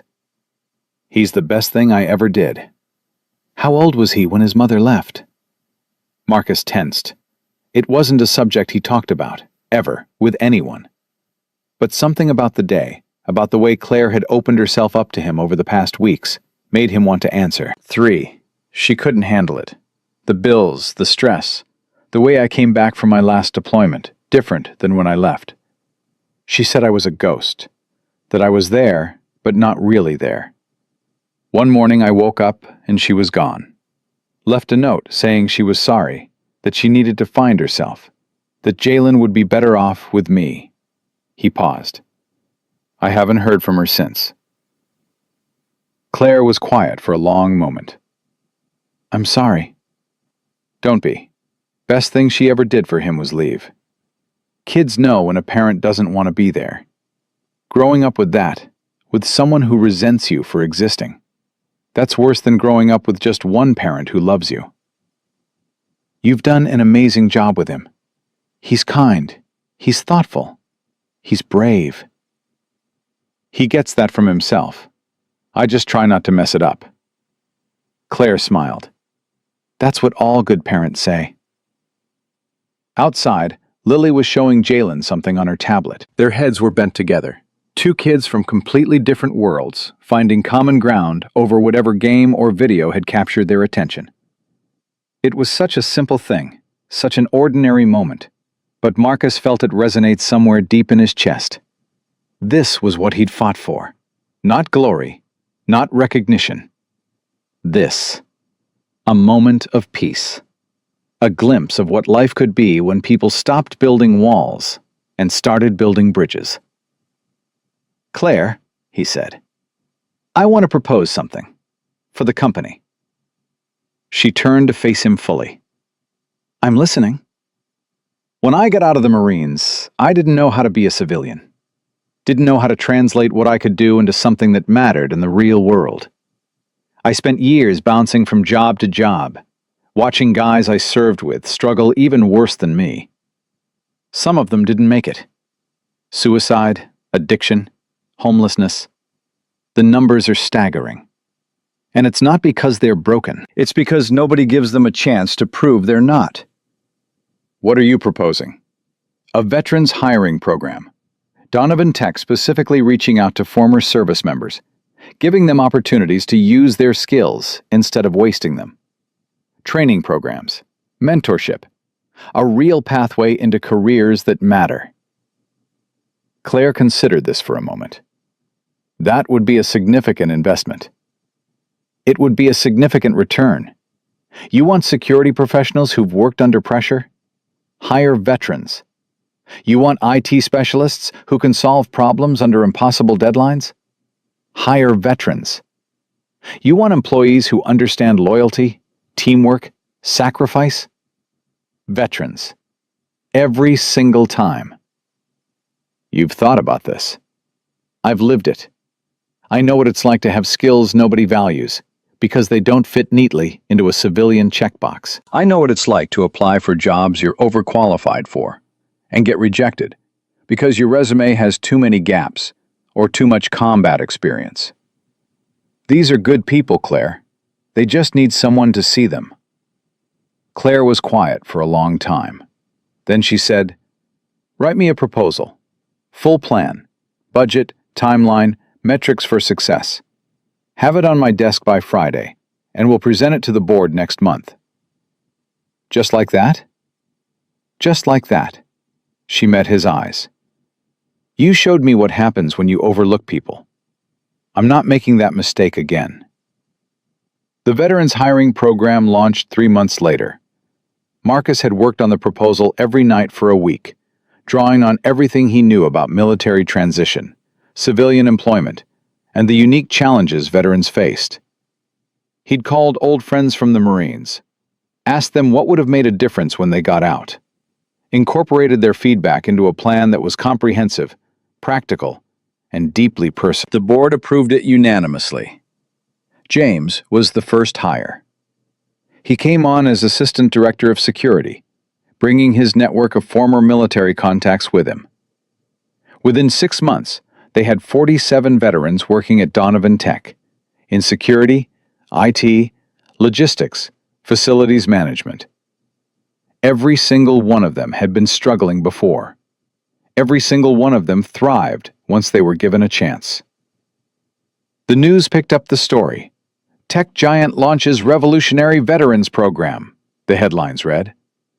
"Donovan Tech CEO credits former warehouse worker with inspiration." Marcus did interviews he didn't want to do, stood for photos he didn't want to take, and sat through meetings with other companies who wanted to replicate the program. "You're famous now," Jalen said one evening, scrolling through his phone at the dinner table. "There's like 1,000 articles about you online." "Fame's not what I wanted." "What did you want?" Marcus thought about it. "I wanted people like me to have a chance. I wanted someone to look at a guy with calloused hands and worn jeans and see what he could do, not what he looked like." Is that happening? Starting to, slowly. But yeah, it's happening. Jalen set his phone down and looked at his father with an expression that was part admiration, part something deeper that Marcus couldn't quite name. "I'm proud of you, Dad." The words hit Marcus harder than any bullet ever had. "I'm proud of you too, buddy. Every single day." 1 year to the day after the mall shooting, Marcus received an invitation he never expected. It was hand-delivered to his office at Donovan Tech. a thick envelope with a seal of the city on the front. Inside was a letter informing him that he'd been selected to receive the Mayor's Award for Community Heroism, to be presented at a ceremony the following month. He tried to decline. Claire wouldn't let him. "You don't get to hide from this one," she said. "You've earned it." "I didn't do it for awards." "I know. That's exactly why you're getting one." The ceremony was held at City Hall, in a chamber filled with dignitaries and press, and what felt like every person Marcus had ever met. James was there with his wife. Mrs. Patterson was there with Jalen. Claire was there with Lily, who wore a blue dress that matched the one she'd worn to her birthday party, and who kept waving at Marcus from the front row, like she was trying to signal a plane. When they called his name, Marcus walked to the podium on legs that felt like they belonged to someone else. The mayor shook his hand, said words about heroism and sacrifice and community that Marcus barely heard. Then she handed him a medal and gestured for him to speak. He looked out at the crowd, at the faces he knew and the ones he didn't, at the cameras recording everything for the evening news, at Jalen, sitting in the front row with tears streaming down his face, and the biggest smile Marcus had ever seen. "I'm not good at speeches," he began, "so I'll keep this short." He took a breath. "A year ago, I was nobody. I worked nights at a warehouse, barely made enough to keep the lights on, and spent most of my time trying to be invisible. That's what life teaches you when you're black and broke in America. Keep your head down. Don't make waves. Don't expect anyone to see you as anything other than what they assume you are." The room was silent. Then, one day, a gunshot changed everything. I didn't think about what I was doing. I just saw a little girl in danger, and I moved. Got shot for it. And when it was over, the girl's mother, one of the most powerful women in this city, looked at me like I was the threat instead of the hero. He glanced at Claire, who was watching him with tears in her eyes. She was wrong. She knows she was wrong. And to her credit, she admitted it. She stood in front of her entire company and said, "I made a mistake. I judged a man by his appearance instead of his actions. And I'm going to do better." That takes courage. That takes humility. That takes the kind of strength most people never show. He looked back at the crowd. But here's the thing. Claire Donovan isn't special. She's not some rare exception. She's normal. She did what most people do, what society trains us all to do. She saw someone who didn't fit her picture of what a hero looks like, and she made assumptions. We all do it, every day. We look at people and we decide who they are based on how they dress, where they live, what color their skin is. And we're wrong. We're almost always wrong. He held up the medal. "This isn't for me. This is for every veteran who came home from war and couldn't find a job. This is for every single parent working 2 shifts just to keep their kids fed. This is for every person who's ever been looked at and dismissed, overlooked and undervalued, treated like they're less than because they don't fit somebody else's definition of worthy. You're not less.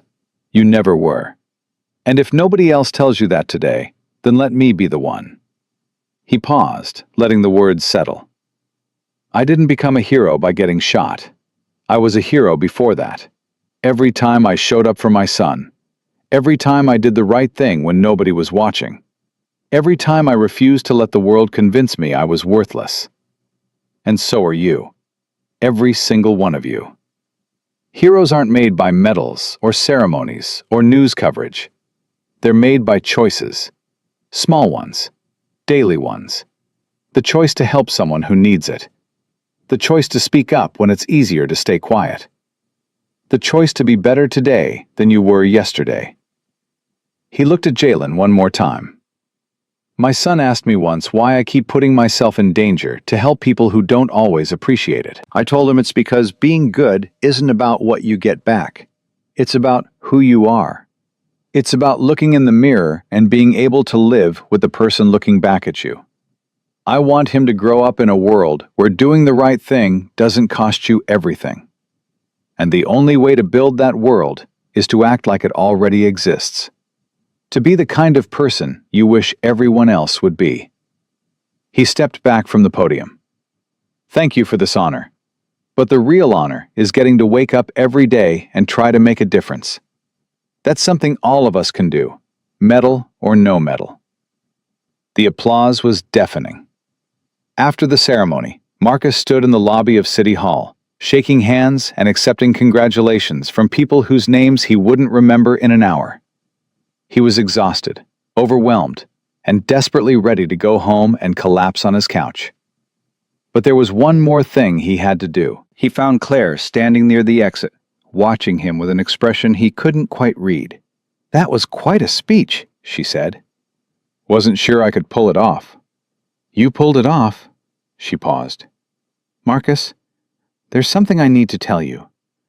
I've been trying to find the right moment, but I'm not sure there is one, so I'm just going to say it." His heart rate spiked. "Okay." "I've spent the last year watching you. How you work, how you lead, how you treat people. And I've realized something." She took a breath. "You're not just the best security director I've ever had. You're the best person I've ever known. You make me want to be better. You make everyone around you want to be better. And She stopped, shook her head. "I'm doing this badly. I rehearsed this in my head 100 times and it sounded much better there." Marcus felt something shift in his chest.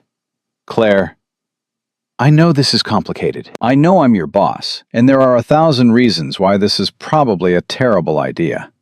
But I can't stop thinking about you, about us, about what we could be if we were brave enough to try." He looked at her, really looked at her, for the first time since the night they'd met. Not as the CEO who'd tried to destroy him, not as Lily's mother, not as a symbol of everything that had gone wrong and then right in his life. Just as a woman, standing in front of him, telling him something that took more courage than she probably realized. "You're right," he said slowly. "There are 1,000 reasons why this is probably a terrible idea." Her face fell slightly. "But I've spent my whole life being careful, playing it safe, staying invisible so nobody could hurt me.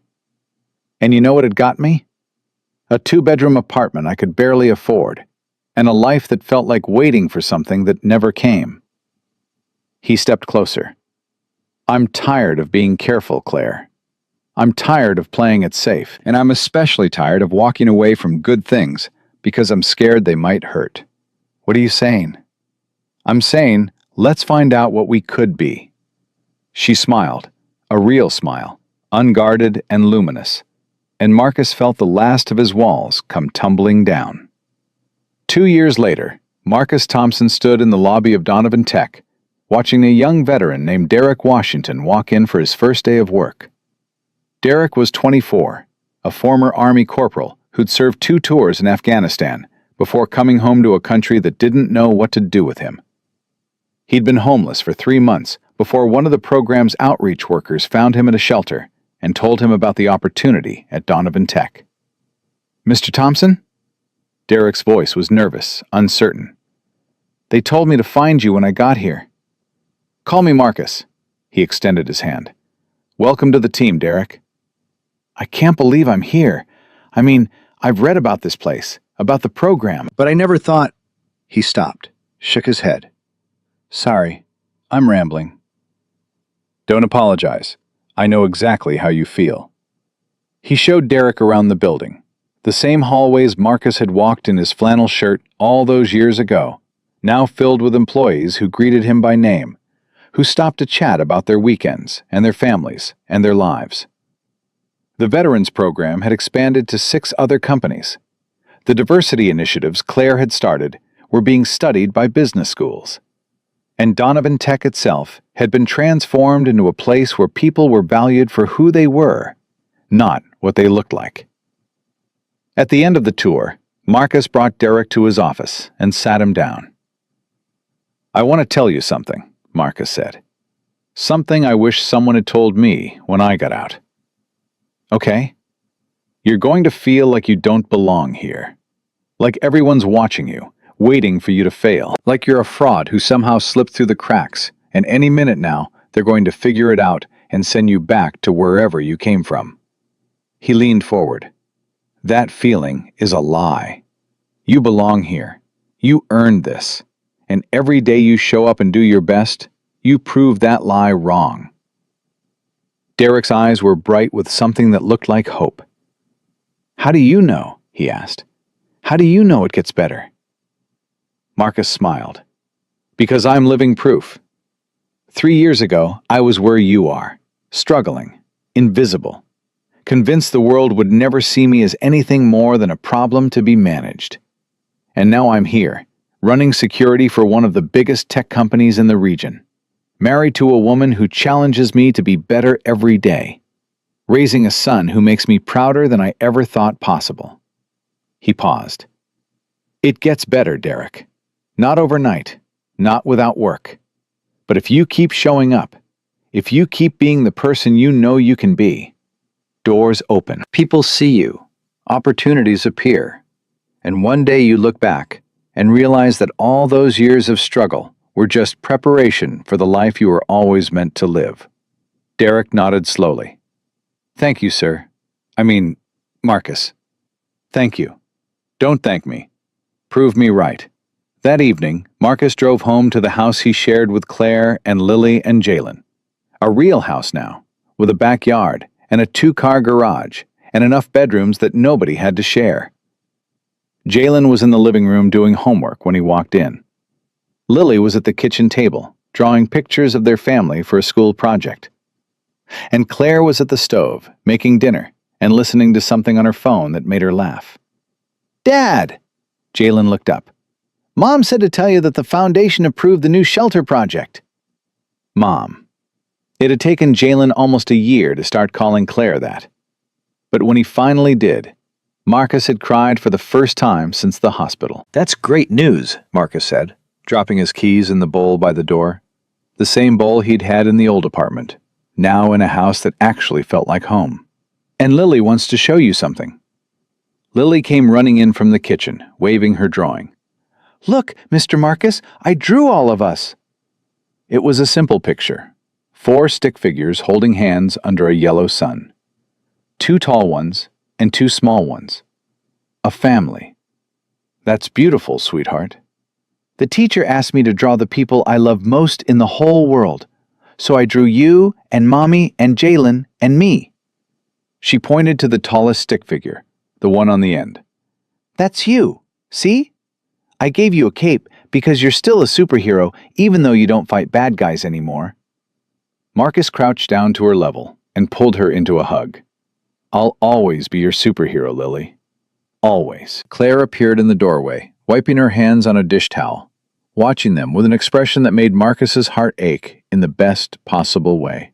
"Dinner's almost ready," she said. "Jalen, clear the table. Lily, go wash your hands. Marcus." She walked over and kissed him softly. "Welcome home."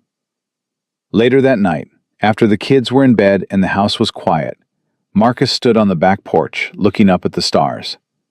Claire came out to join him, sliding her hand into his. "What are you thinking about?" "Everything. Nothing.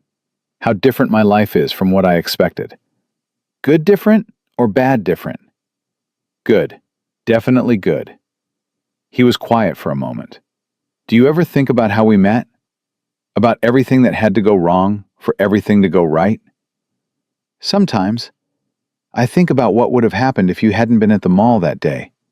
If Lily had—" She stopped, unable to finish the thought. "But I was there, and she's okay, and so are we. Because of you. Because of us, all of us. Because people can change. Because the world can be different if we're brave enough to make it different." Claire leaned her head against his shoulder. "You really believe that?" "I have to, because the alternative is giving up, and I've never been very good at that." They stood there together, looking up at the same stars that had watched over Marcus during all those nights in Afghanistan, all those nights in the warehouse, all those nights in the tiny apartment where he'd wondered if things would ever get better. They had gotten better. Not because the world had changed, but because he had refused to let it define him. He'd been invisible, and he'd made himself seen. He'd been dismissed, and he'd proven himself invaluable. He'd been treated like a threat, and he'd responded with heroism that couldn't be denied.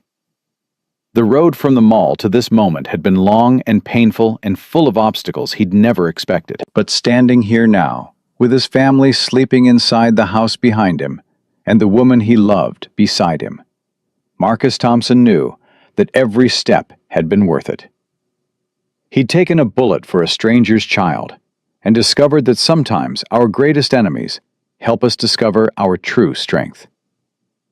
He'd been judged and dismissed and underestimated, and he'd learned that the people who doubt us are often the ones who give us the chance to prove them wrong. He'd rebuilt his life from nothing, and he discovered that true justice doesn't just stop the bad, it rebuilds the good that others fail to see. Some people wait their whole lives for a moment that changes everything. Marcus had gotten his on a Saturday afternoon in a shopping mall, when a gunshot shattered the ordinary and gave him a chance to show the world who he really was. He hadn't asked for it. He hadn't wanted it. But he'd risen to meet it anyway. Because that's what heroes do. Not the heroes in movies, with their capes and their powers and their guaranteed happy endings. Real heroes. The ones who get up every day and choose to be good, even when it costs them. The ones who protect children they've never met and stand up for people who can't stand up for themselves. The ones who look at a broken world and decide to fix it, one choice at a time. Marcus Thompson had been invisible his whole life. Now, finally, he was seen. And that made all the difference.